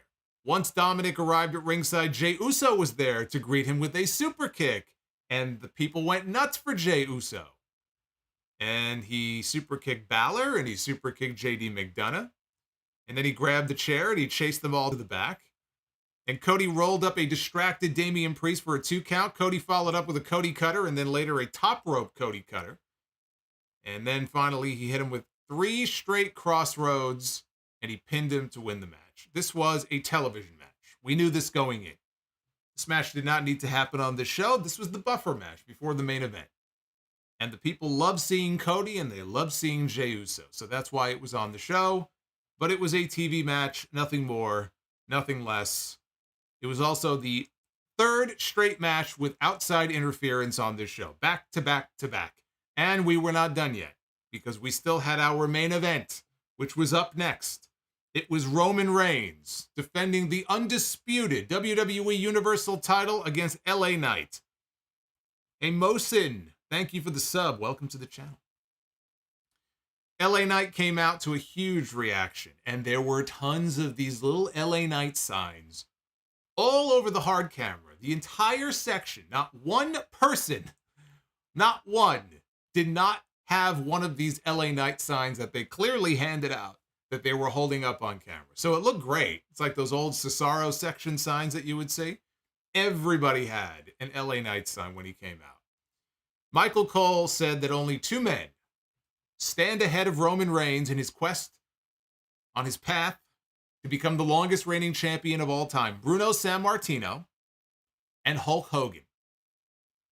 Let us take a moment to say a prayer for the memory here in WWE history for Bob Backlund, who apparently has been forgotten about, even though Michael Cole himself on commentary before, in talking about all the people that Roman Reigns is getting close to, Pedro Morales, right? He passed him. He's mentioned Bob Backlund before. No mention of Bob Backlund. It's like he never even held the title. And even if WWE is finally officially acknowledging and recognizing Antonio Inoki's little 6-day title run in Japan in 1979, which in the past they've never formally officially acknowledged that he is a former WWE champion. Even if all of a sudden they're going to acknowledge that Antonio Inoki is a former WWE champion, Bob Backlund ended up getting the belt back and holding it for over 1,400 days. Roman Reigns is nowhere near 1,400. But they said 2 people. It's not like, oh, he just forgot. It's like they've intentionally cut him out and they're saying there's only 2 people left. It's despicable. The disrespect for Mr. Backlund. I hope he's doing well, by the way. I had seen something where, I don't know health-wise how well he's doing, but I hope Bob Backlund is doing okay. So Knight came out right out of the gate. Got a swinging neck breaker. Roman came back and took him right down with a back elbow. And then he mocked his chant, which was kind of funny. Roman was kind of mocking the LA Knight chant there. I did laugh. You all make a good point about Backlund. Technically, it's way more than 1,400 days because he never did submit. He never did tap out in the camel clutch against the Iron Sheik at Madison Square Garden. So technically, He's been a champion this entire time. Somebody add that up and tell me how many days. How many days has it been that Bob Backlund has been the WWE champion? So Knight came back with a shoulder tackle from the apron back into the ring. Then he hit his power slam. He was setting up for the elbow drop that he does. Not the KAIRI SANE one. Paul Heyman distracted him from the fly. I don't know what Paul Heyman was trying to do. He was trying to pull himself up into the ring. Not doing a very good job. He just wanted to get the guy's attention. And that allowed Roman to roll out to the floor on the other side of the ring. Knight, though, caught him with a basement drop kick through the ropes. Then he came off the apron with a clothesline, and Roman was down. Can't win the title on a countout, though. Knight cleared off the announce desk. Roman, though, nailed him from behind and then drove him face first into the ring steps. Roman got him back in the ring, and he was wearing him down. This is where things slowed down for a while. And these fucking people, not all of them, but there was a loud enough section of people in the crowd here in the middle of this match that started chanting here in Saudi Arabia for CM Punk. Random CM Punk match chant in the middle of this match. So Knight finally started making a comeback and got a bulldog from the middle rope. That gave him some time to get some air back in those lungs. We got the yay boo spot that led to Knight hitting a Russian leg sweep and then back up, and he drops Roman with the DDT. Only got a 2 count out of it. And the crowd is with him, right? The crowd is with LA Knight. Again, they were very flat for the middle part of this show. Cody woke him up, and they were all in with LA Knight here in this main event. So Reigns came back. He planted Knight with a Uranagi for 2. And now it was time for the Superman punch. But LA Knight sidestepped it and got Reigns up on his shoulders, and he dropped him with a neck breaker. But he did not cover him. He hits the ropes, he comes off, he gets caught with a Superman punch, and Roman covers, but only gets 2. So Roman goes to the corner, and he fires up. He's setting up here for a spear. Knight, though, leapfrogs him, and Roman goes face first into the middle turnbuckle. He places Roman on top. He follows him up, looking for a superplex. I knew what was coming here. I said he's going to get knocked down. He's going to go for the leap, and I hope he sticks the landing. So sure enough, Roman hits him with a headbutt. LA Knight falls off the ropes, and then he does his running leap, and he stuck the landing, and he followed through with a superplex. Follow that up with a standing elbow drop off the ropes. He covered him, only got a 2 count. Solo Sikoa is now on the ramp. Here we go. And Solo is surrounded by officials. I saw Shane Helms was in there, and they're preventing him from coming down to the ring. While that is going on, back down at ringside, Jimmy Uso is there. And he drags Roman out to the floor. He's checking on him. Are you okay? Knight reaches through the ropes to grab at Jimmy, and then Roman connects with a Superman punch. Knocks him backwards into the ring. Roman gets back inside. He nails the spear. That's it. He covers him. LA Knight kicks out. They had me there for a second. I said, that's it? One fucking spear? Thankfully, he kicked out. And the crowd comes alive. This makes 4 straight matches now on this show with outside interference. 4. Roman is back up. He calls Knight a flash in the pan. He's talking smack. Roman sucks chants from the crowd. And he locks LA Knight in the guillotine choke. This is what he beat Bill Goldberg with, I believe, in Saudi Arabia. Knight, though, is fighting out of it, or he's trying to. He gets to his feet, and he does break the hold, but Roman grabs it again. He backs Roman into the corner. He lets go, but then he grabs it a 3rd time. Knight lifts Roman up. He drapes him on the top rope, and then he hits the BFT. Now, Roman is right by the ropes, and I was surprised. He hits the BFT, and there was no real reaction for it. I mean, that's his finishing move. I'm guessing the crowd could see Jimmy Uso was outside. He's right by the ropes, right? He's not going to win. But he hits the BFT. It doesn't really get the reaction that I was expecting it to. And Jimmy, of course, reaches in. He grabs Roman's foot, and he places it on the bottom rope to break the fall. So now LA Knight is just burning a hole through Jimmy Uso outside the ring. He goes out after Jimmy. Jimmy is like, no, I like you. I like you. And Knight rams him headfirst into the top of the announce desk over and over and over again. Here comes Roman Reigns, and he gets the same treatment. Face first into the top of the announce desk. Knight sends him into the ring post. He lifts up Jimmy. He puts Jimmy through the announce desk. And SHOOSH, and thank Hey, you. Holiday, thank you. Holiday 197. Thank you, and SHOOSH, and thank you, and SHOOSH. So then Roman is back now that Jimmy Uso has been put through the announce desk. As soon as LA Knight turns around, there's Roman. And he spears him through the barricade by the timekeeper's area, which is such an overdone spot. I feel like every Brock Lesnar match, we would have that spot. We see it so often at this point. It just, every time we see it, it just loses value. So anyway, he picks up LA Knight. He puts him back in the ring. Now, I'm watching this, by the way. All of this is going on. And the referee is in the ring, and he's just watching this. And I'm like, referee! So Jimmy, I mean, all this is going on. I mean, I guess in a way, like, what's he going to do, right? Is he going to disqualify Roman Reigns? I mean, that would be a pretty shit finish. But it's preposterous. I know you got to turn your brain off with some of this stuff, but this has been going on now for 3.5 years. You would think at some point, we got a new general manager on SmackDown. Why does Nick Aldis not go like he did on SmackDown last night? We have Bianca and Bayley in the main event. If you think about the logic of this, right? He goes over to Bayley and he says, I just want you to know the rest of Damage Control banned from ringside, because I want to make sure we have a winner between you and Bianca. And we had a clean finish.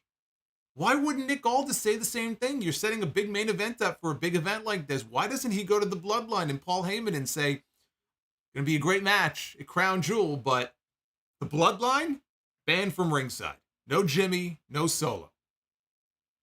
It's just one of those logic gaps. So we keep seeing the constant interference, and the referee is standing there, and it's just ridiculous that it just happens over and over again, and seemingly nobody cares. We have a new GM, and he doesn't lift a finger to do anything about it. Roman puts him back in the ring. He hits one final spear, and he pins LA Knight. 1, 2, 3. Still, your undisputed champion is Roman Reigns. A very good match, marred by the usual Bloodline bullshit that we have been getting for the past 3.5 years. We get it every single time with Roman Reigns. I mean, you could set your fucking watch to it. By the way, tonight, daylight savings for those who forgot. So make sure you set your clocks back 1 hour for those who may have forgotten. But you could set your watch to this kind of stuff in all of these Roman Reigns main events. It was not a visual pin. I thought maybe they'd give him a visual pin, but they did give him the BFT, had the match won until Jimmy put the foot on the ropes. And so that was the out for LA Knight. That protects him, because you could say he had the man beat, and it took Jimmy Uso to save Roman Reigns and save his championship reign. And that's about as good as it's going to get, because, again, he was not winning this match. Thankfully, we didn't get a dusty finish or anything like that. Some people were suggesting a dusty type finish. That would have been terrible. Make it so that LA Knight pins Roman Reigns and seemingly won the title, and then take it away from him. Roman should not be pinned in a singles match at all until he loses the title for good. That will likely be at WrestleMania. You got your 40th WrestleMania coming up, right? You do it there. Don't do a dusty finish here. It would be kind of funny, I'm not going to lie, if they did a dusty finish of all things to Cody. That would be really, really cold, though, if they did that. But now we head to War Games. Now Crown Jewel is in the rear view. We look ahead to Survivor Series. War Games is now confirmed, so we know we're getting it. And LA Knight now has a bone to pick with the Bloodline. You know who else has a bone to pick with the Bloodline? Cody Rhodes. You know who else? Jey Uso and Sami Zayn. And, wait for it, Randy Orton, who we know is coming back imminently. If not before Survivor Series, at Survivor Series, maybe as a surprise. So, although you run a certain risk. You do run a certain risk if you leave open a spot in War Games for a surprise in Chicago, and it's not CM Punk. So I would like to think that they're calculating, that into their thinking here. Because conceivably, if you have an open spot in a War Games match, you're in Chicago at Survivor Series, you're going to have people thinking it's CM Punk, even though it's not. Randy Orton is the most likely option. Brock Lesnar is someone also you could say, oh, maybe it's Brock. Maybe they're going to bring Brock back and he'll be in the War Games match, right? So you have a few different possibilities, but they may not want to open themselves up to that, given where they're going to be. That's going to be up to them. But again, you already have War Games. It's already there, right? You have the babyface team solidified. The only question now, who is going to be on the opposing side? We have this alliance that was forged by Rhea Ripley and Paul Heyman weeks ago between the Bloodline and the Judgment Day that has not been explored at all. Heading into War Games, though, it would make sense if they revisit that. And we have some combination of Roman Reigns and the other members of the Bloodline and the members of the Judgment Day, right? Whether Dominic fits in there or not, because it would be 5-on-5, Dominic may not fit. If you had Roman Reigns, let's say, in Solo Sikoa, then you could do Damian Priest and Finn Balor and Dominic Mysterio. But if you want Jimmy Uso in there, you got to have Jimmy in there. Because I'm looking at War Games, right? Here's the reason why Roman Reigns needs to be in Chicago at Survivor Series. If Roman Reigns is not going to be there, if Roman Reigns is not going to be in that match, it doesn't make any sense, right? Everything starts and stops with the Bloodline with Roman Reigns. War Games is going to be a prelude to WrestleMania. What are the matches that are being set up for WrestleMania? Roman Reigns and Cody Rhodes, Jey Uso and Jimmy Uso. They should be on opposing sides in a War Games match. So these reports about Roman not being at Survivor Series, it came from Meltzer. I have no reason to doubt, that the plan is for Roman to take the rest of the year off. I think that's a mistake. I hope that report is wrong. Or if it's not, I hope they reconsider. Because Roman Reigns should be on that show. He should be in that match. And frankly, it would be ridiculous for him not to be. Put him in the fucking match. Overall, one of the weaker PLEs they've done all year. There were some good matches on the show. Great opener with Seth Rollins and Drew McIntyre. Very good main event. But a lot of just flat stuff in the middle. We've seen some pretty strong Saudi shows. I think some of their recent shows, the last maybe at least 2 shows. I don't put this up there, at the top of the list of the best shows they've done from Saudi Arabia. But again, if I had to rank it, I would say this was a solid 6.5. I think that's a fair score for this show. Here's a Twitter poll. What did you think of Crown Jewel? I put the thumbs in the middle because people asked for it, so please don't ask me why it's in there. It's in there because people whine and complain, so I put it in there. So there you go. With over 1,000 votes in so far, 44% thumbs up, 36% thumbs in the middle, and 19% thumbs down. This really was the definition, I think, of a thumbs in the middle trending up. And these results are pretty much in line with that. So go vote at Solomonster. Let me know what you think of this Crown Jewel show. Chime in, let your voice be heard. Numerically, which Saudi show was this? I don't know. I've lost track. This was either number 9 or number 10. Was this number 10? I want to say 9 or 10. But honestly, I stopped keeping track numerically. So I'm not sure where we are at this point. Let's start out here with Lady Fire Panda, who is not with us. I think she had to work. But she did chime in here. It says, if LA Knight wins and then Priest cashes in, I will laugh. Well, I guess you won't be laughing. Winter's Paw. I know maybe not a lot of people care, but I think it's pretty cool that Sean Bennett is a referee for this show. Pretty courageous on his part. Yeah, I believe he came out a couple of years ago, I think. So yeah, he was working some of the matches on the show tonight. So this was number 10? Okay. This was Sweet Saudi Money 10. Sweet Saudi Money number 10. The Real CSO2. I really wish Seth would stop attempting the Phoenix Splash, as his opponents always move out of the way every single time. Well, for years I said that you would think AJ Styles would learn his lesson to wear a cup when he was wrestling Shinsuke Nakamura, and he never learned his lesson, so I guess Seth is never going to learn his. Winter's Paw says, what does Triple H see in Shayna? Bad makeup, bad outfits, no personality, bad matches. Conversely, Nia's outfit put the girls to shame. I wasn't really paying attention to Nia's outfit, so I can't speak to that, but Shayna Baszler was booked as a killer in NXT, and she had I think a very successful run as the NXT Women's Champion. I don't know that they can ever get back to that again. I think that was the best use of Shayna Baszler. And I feel like now she's been beaten so much, she's been around for so long, I don't know that you can ever recapture that kind of vibe, that energy that she had back at NXT. I think Shayna Baszler could be good as sort of a gatekeeper in that women's division for some of the newer women who come in and need somebody that has some credibility to beat. If you start giving Shayna some dominant wins on TV, you can use her in a role like that. I just don't see her. She's never going to be positioned as the star of the division. That's just not going to happen. And Winter's Paw says Nia should have won. She's the only interesting one.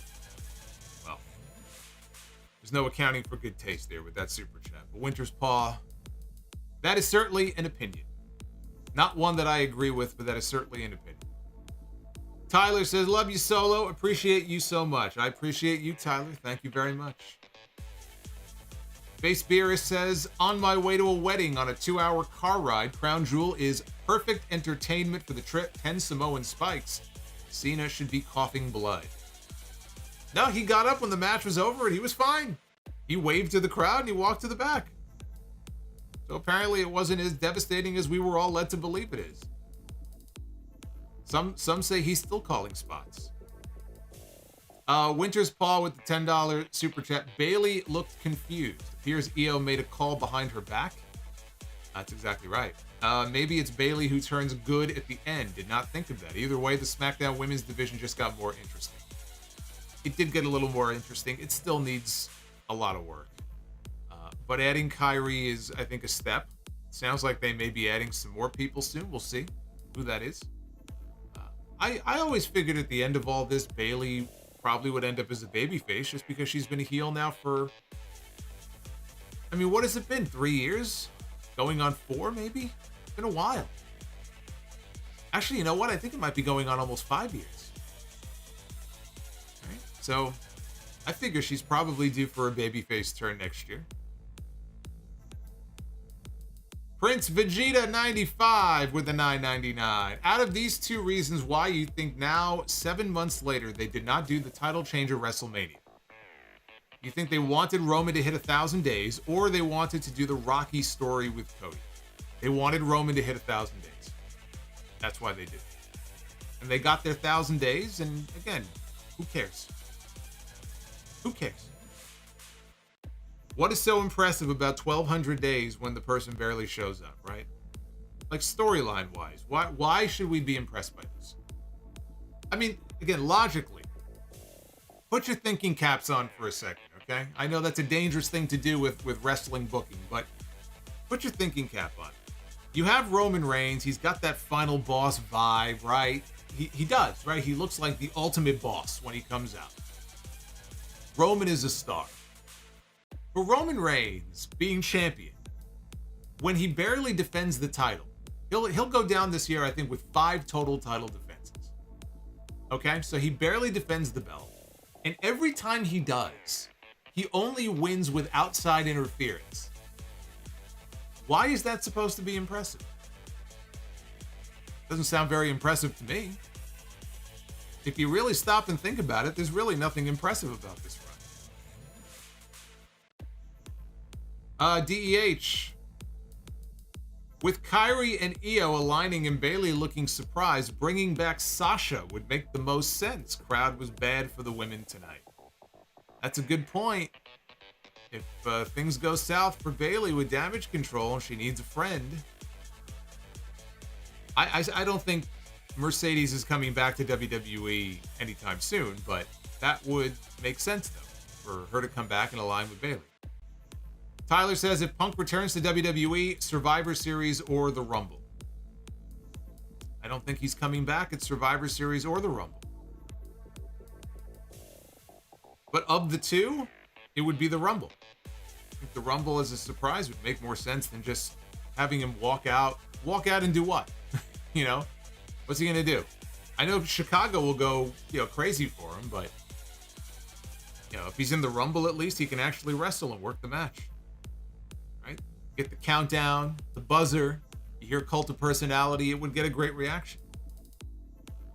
Angel Silva, not a fan of Seth Rollins hitting the curb stomp and then taking his sweet time to go for the pin. I know he's selling the effects of the match, but still.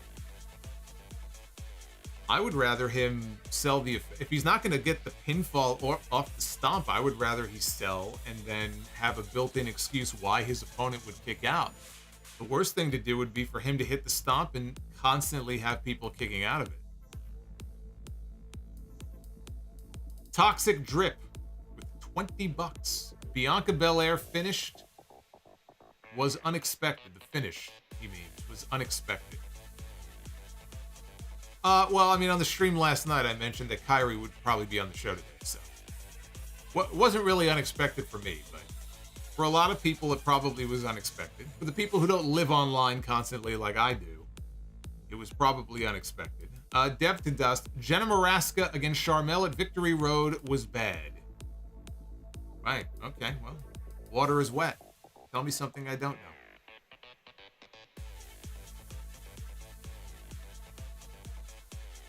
ABK comes from out of nowhere with that $411 super chat bomb.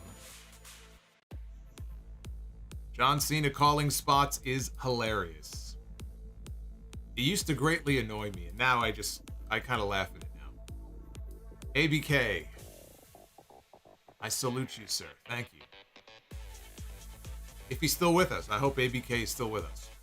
Andrew Carroll, buy, sell, rent on the move to WWE. Omega, MJF, Wardlow.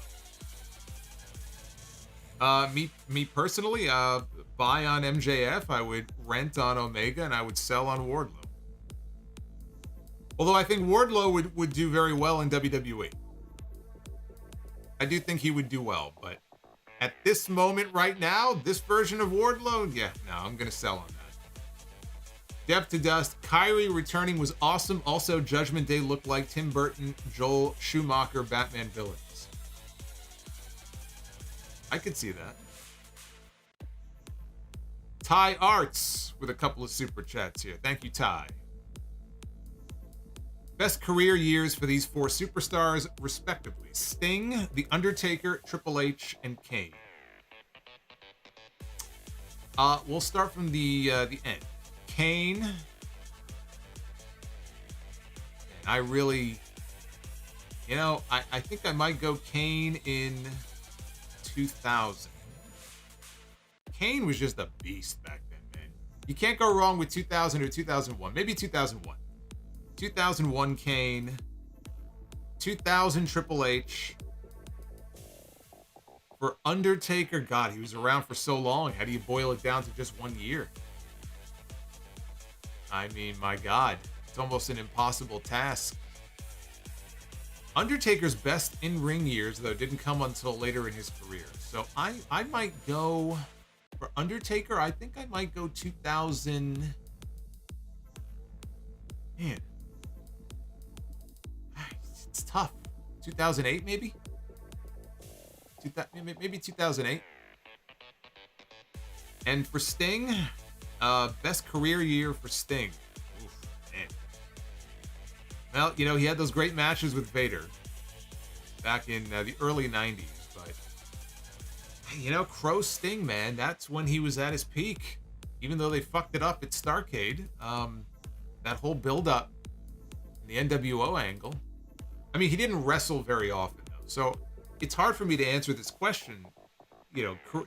How do I say that Sting's best career year was 1997 when he didn't wrestle? One match he had the entire year? I don't think I can in good conscience say that. I'm going to go for Sting 92. 1992. Think about that. I'm sitting here telling you 1992 was his best career year. and Sting is still wrestling in 2023. Ty Arts, what are your top 3 horror films of all time? Halloween is one. Shit. Specifically horror films, right? I don't know, man. I like Season of the Witch, which was Halloween 3, but I don't know if I would put that top 3 necessarily. I have to think on that. It's a bunch of options. I was a big Friday the 13th guy. I love the original Saw movie. I love the original Scream. It's probably some combination of those. Scream might be on there. I have to really think about that. But Halloween, you know what? The Thing is definitely on there. So I would go Halloween, The Thing. Yeah, and probably one of the others. It's a good question, though. Well, you know, he dropped $12 on me, so I may as well give him a shout out here. Dapoon, 2002. That's what it says. Dapoon says, hey, Solomonster, the Leicester Defender here. Underwhelming show, to be honest. Agree with Solo being put over. Does this mean a John Cena redemption story at WrestleMania? I'm not expecting John Cena to be at WrestleMania. I think we got him now, and that's probably going to be it for a while. Edwin Garcia, Priest's role in the company reminds me of Edge in 2006. Yeah, I could see that a little bit. I could see that. Jet with the $10. Do you think Roman could surpass Bruno's longest reign? No. No. Says, I don't think Cody is winning next year, and Roman will surpass Hogan. So it is at least it is not plausible. It is not plausible. No. Bruno's longest run was 8 years. 8 years. Let that sink in for a second. 8 years of Roman Reigns and the Bloodline on top as the champion. Not going to happen.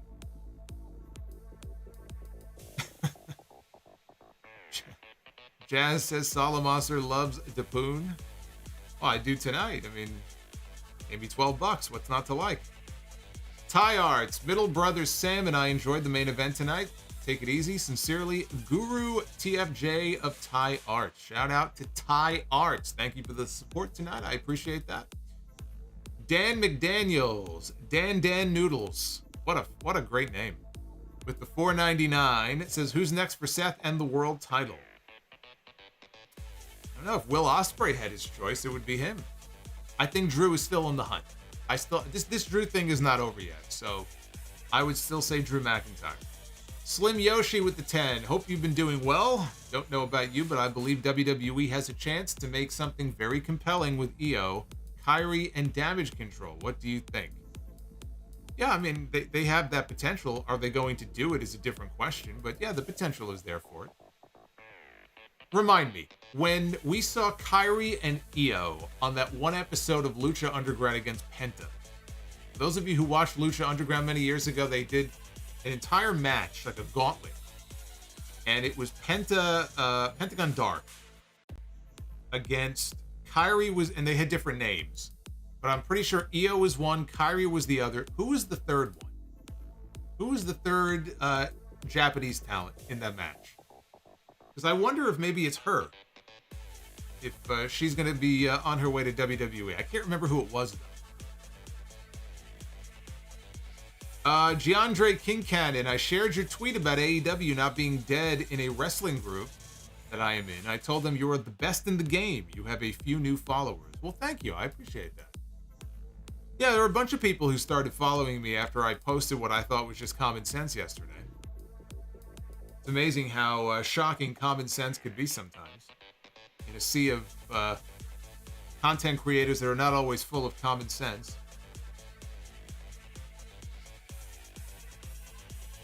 The Black Lotus, yes, but who was she, though? Oh, was it Mayu? Okay, it was Mayu. All right, well, then she's not coming in. She's not coming into WWE. It was Mayu Iwatani? Okay. Never mind. She's not coming in. I want to go spreading rumors now. Solomonster says that Mayu Iwatani is coming to WWE. Holiday 197 with the $12 super chat.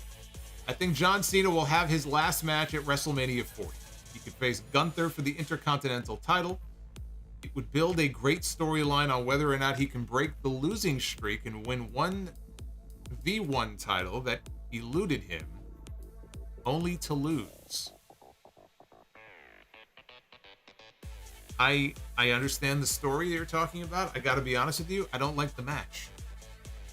I don't like that match for Gunther at WrestleMania next year. Not a fan. Again, I don't know that John Cena is going to be at WrestleMania 40. I think that if this strike is resolved very soon, it's going to be a backlog of so many projects and so many movies, and WWE got more out of him with this run than they probably expected. It might be asking a little much to expect him at WrestleMania next year.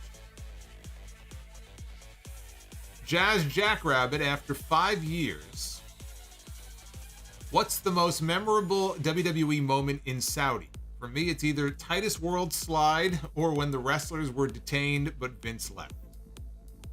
Well, yeah, I mean, if you're including like behind the scenes stuff, that would probably be it. The hostage situation when Carl Anderson, right? Didn't he say he'll never do that again? And then he came back to WWE and he worked the Saudi Arabia show. But you know, he's got like 16 kids he's got to support, so I don't blame the guy. He's going to do whatever is asked.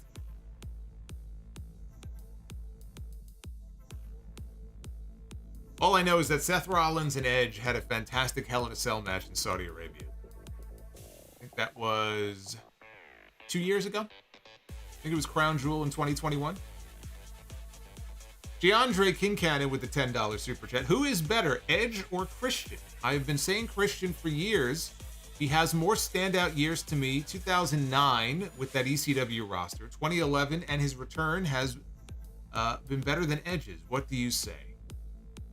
Again, it's a hard question to answer. You know, who is better, Edge or Christian? They both have elements that I really like. Edge is the more accomplished of the two. He's been featured more prominently as a headline attraction, headline WrestleMania. He's got more world titles. He's got more main events against top main event names in the business. So how are you judging this? Me, personally, I am thoroughly enjoying Christian's current run in AEW and enjoying his work more than whatever Copeland is doing right now. They both bring something different to the table, though. Put me on the spot, though. You want an answer out of me? I go with Christian. That's my pick. William L. Solomonster, could you make a top 10 Bret Hart matches playlist on your channel? Or can you recall 2 or 3 of your favorites? Also, suck it, Honky Tonk Man. Thanks for being with us today. Didn't I do a Bret Hart list once? Have I really not done a Bret Hart? Of all the lists that I've done, have I really not done a Bret Hart top matches list? I'm almost positive I did. Can I give you 2 or 3? Of course, I can give you 3 or 4 or 5 or 6. Owen, WrestleMania 10, cage match, SummerSlam 94, Bret versus Owen. I Quit with Austin, submission match with Austin, WrestleMania 13. King of the Ring 93 against Mr. Perfect. SummerSlam 92 against British Bulldog. There you go. That'll get you started. Enjoy. Have fun. Mr. X, favorite Batman film. I actually like the 97 one. The Dark Knight is the greatest Batman film ever made. That's what it is. Number 2 is the original Batman with Michael Keaton and Jack Nicholson. That's number 2. Brandon Walker, now that Vince is supposedly gone, do you think the long-term plan is still to turn Roman face again? Roman Reigns is going to be a huge baby face at some point. Of course, everybody is going to turn at some point. Once Roman loses and the bloodline thing is over and Roman probably takes some time off and comes back, he'll be a baby face. That's going to happen with or without Vince McMahon. And Fire Panda, look at that. Fire Panda is working, but still she drops by to drop off a $5 super chat, which is very kind of Fire Panda. So thank you for the support. Very much appreciated. Well, we are closing in on 600 likes. So you guys smashed it, and I'm sure you guys will keep working that number up here after I'm long out of here. Hey, Renots is coming in with a 420. An Undertaker 420 super chat. Thank you, Renots. That should be popping up here any second. And with that being said, let's go ahead and be the booker. Ladies and gentlemen, Speaking it is of now Roman, time to be the booker. Look who it is. Roman Reigns, still your undisputed Universal Heavyweight Champ. Boy, that's a mouthful, isn't it? Let's just call him the WWE Champion, like LA Knight did on SmackDown last night. How about that? All right, you're getting a rare Saturday Be the Booker. I hope you enjoy it. I hope you savor it, because it ain't going to happen again for a while. We kick things off here with Murder Grandpa, Minoru Suzuki. There's the Undertaker. There's the Undertaker. I wonder if Suzuki partakes in the 420. What do you think? Follow him on social media. He seems like a fun guy. Minoru Suzuki, one-on-one with Adam Cole. There you go. Poor Adam Cole, sidelined now with that broken ankle. Hopefully he's doing well. He has been snake bitten. It's like Bryan Danielson has been snake bitten. Jon Moxley has been snake bitten. And boy, you know, AEW has a lot of injury. I'm just going to say. Bryan Danielson, Jon Moxley, Adam Cole. What the fuck is going on in that company? On the women's side, we have Sky Blue. Oh, and the chat goes wild, I'm sure, right? Sky Blue. One-on-one. Well, that was easy. Sky Blue and Nia Jax. Could not hit that button fast enough. What a horrendous match that would be, though. And let's do some tag team Be the Booker before we get on out of here. We kick things off here with the Ninja Turtle. Oh, no, I'm sorry, not the Ninja Turtles. I stand corrected. It is the Toxic Turtles. Yes, that was a real thing. That is a WWE ring. The Toxic Turtles. You'll notice I'm not hitting the buzzer yet, even though I hit the buzzer as soon as I saw Nia Jax. I'm not hitting the buzzer yet for the Toxic Turtles. I want to see who they are getting into the ring with. Hulk Hogan and Edge against the Toxic Turtles. If that doesn't bring people out to the building, then I don't know what does. You mean to tell me if I put Hulk Hogan and Edge on the marquee against two Teenage Mutant Ninja Turtle looking guys, people won't be like, oh, I gotta see this shit, right? I'm buying a ticket. I'm putting that on my show. There you go. That is Be the Booker. That's right.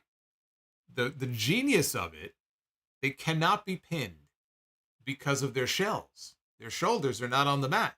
But the problem is when they're on their shell, they can't do anything. So the other guy has to come in and roll them over. See, but it's brilliant, though. It's a brilliant plan.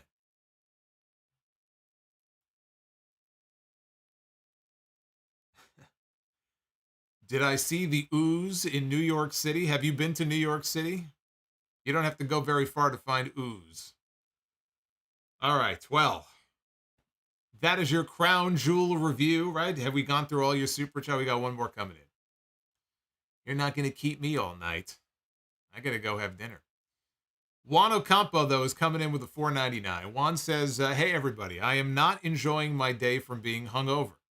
Celebrated my birthday yesterday. Thanks for everything, you punk-hating AEW water pail shill. Okay, so I'm carrying the AEW water today. I forget sometimes. One day it's WWE. The other day it's AEW. It's hard to keep track of these things sometimes, you know? Juan, though, you got to drink water, man. I mean, that's an amateur move. You go out for your birthday. you got to imagine people are going to be buying you drinks. You got to alternate with water. That's the key. Well, lesson learned for poor Juan. Anyway, Devin from NJ has been a channel member for 30 months. Will Solomonster be sounding off when he is in his 90s? You're assuming that Solomonster is going to be breathing when he's in his 90s. The answer is probably not. So no. But as long as I am here, yes, I do plan to sound off. You'll have to just put up with me. All right, tomorrow is episode 833 of the Sound Off. I don't know when it's going to be up. I'm still way behind on gathering all the news. I'm going to be going through that and your questions. And so at some point tomorrow, there will be a podcast. Don't ask me when, but keep an eye out. Make sure you're subbed on the appropriate channels and check out Sound Off 833. And always leave comments on Spotify as well, which now has comments open that you can leave for each individual episode. This audio will be going up as well, probably tomorrow night on the channel as well. Not YouTube, the audio channel. So be well, stay safe. Thanks for hanging out with me here on a Saturday afternoon. You guys are awesome, and we will do it all over again very soon, right here on YouTube. Until then, take care, guys.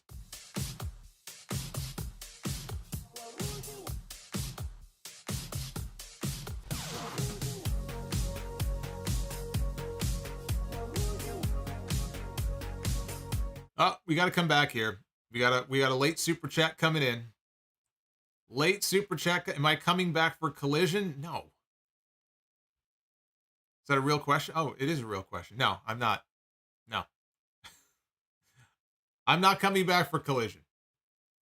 But Fawaz is coming in with a super chat. I mentioned earlier, Fawaz, huge fan of the Sound Off, always representing us over in Saudi Arabia, and did not get his sign in. And so Fawaz has a super chat here. Says, oh man, I'm so sorry. I'm so angry. I'm so angry that they did not let the sign in. I'm sorry. That's why I don't like Riyadh shows, but I came because of Cena and to support you. But in Jeddah, everything is perfect. I'm sorry again, but you don't have to apologize. Not your fault. He's been teasing it for several weeks, so I know he was putting something together. But it's not your fault, man. I appreciate just the thought, man. Just the thought and all the effort that you put into those signs. And I don't know where the next Saudi show is going to be. If it'll be in Jeddah. I imagine usually it goes back and forth, I think, right? So, but look, it's all good. And we'll keep an eye out the next time. That's all. If it was a Riyadh thing, then the next time they're in Jeddah, I guess we won't have that problem. But Fawaz, you got nothing to worry about, brother. I hope you enjoyed the show. Thank you, as always, for the love. Your efforts are always appreciated. All right, I'll see you guys next time. Take it easy.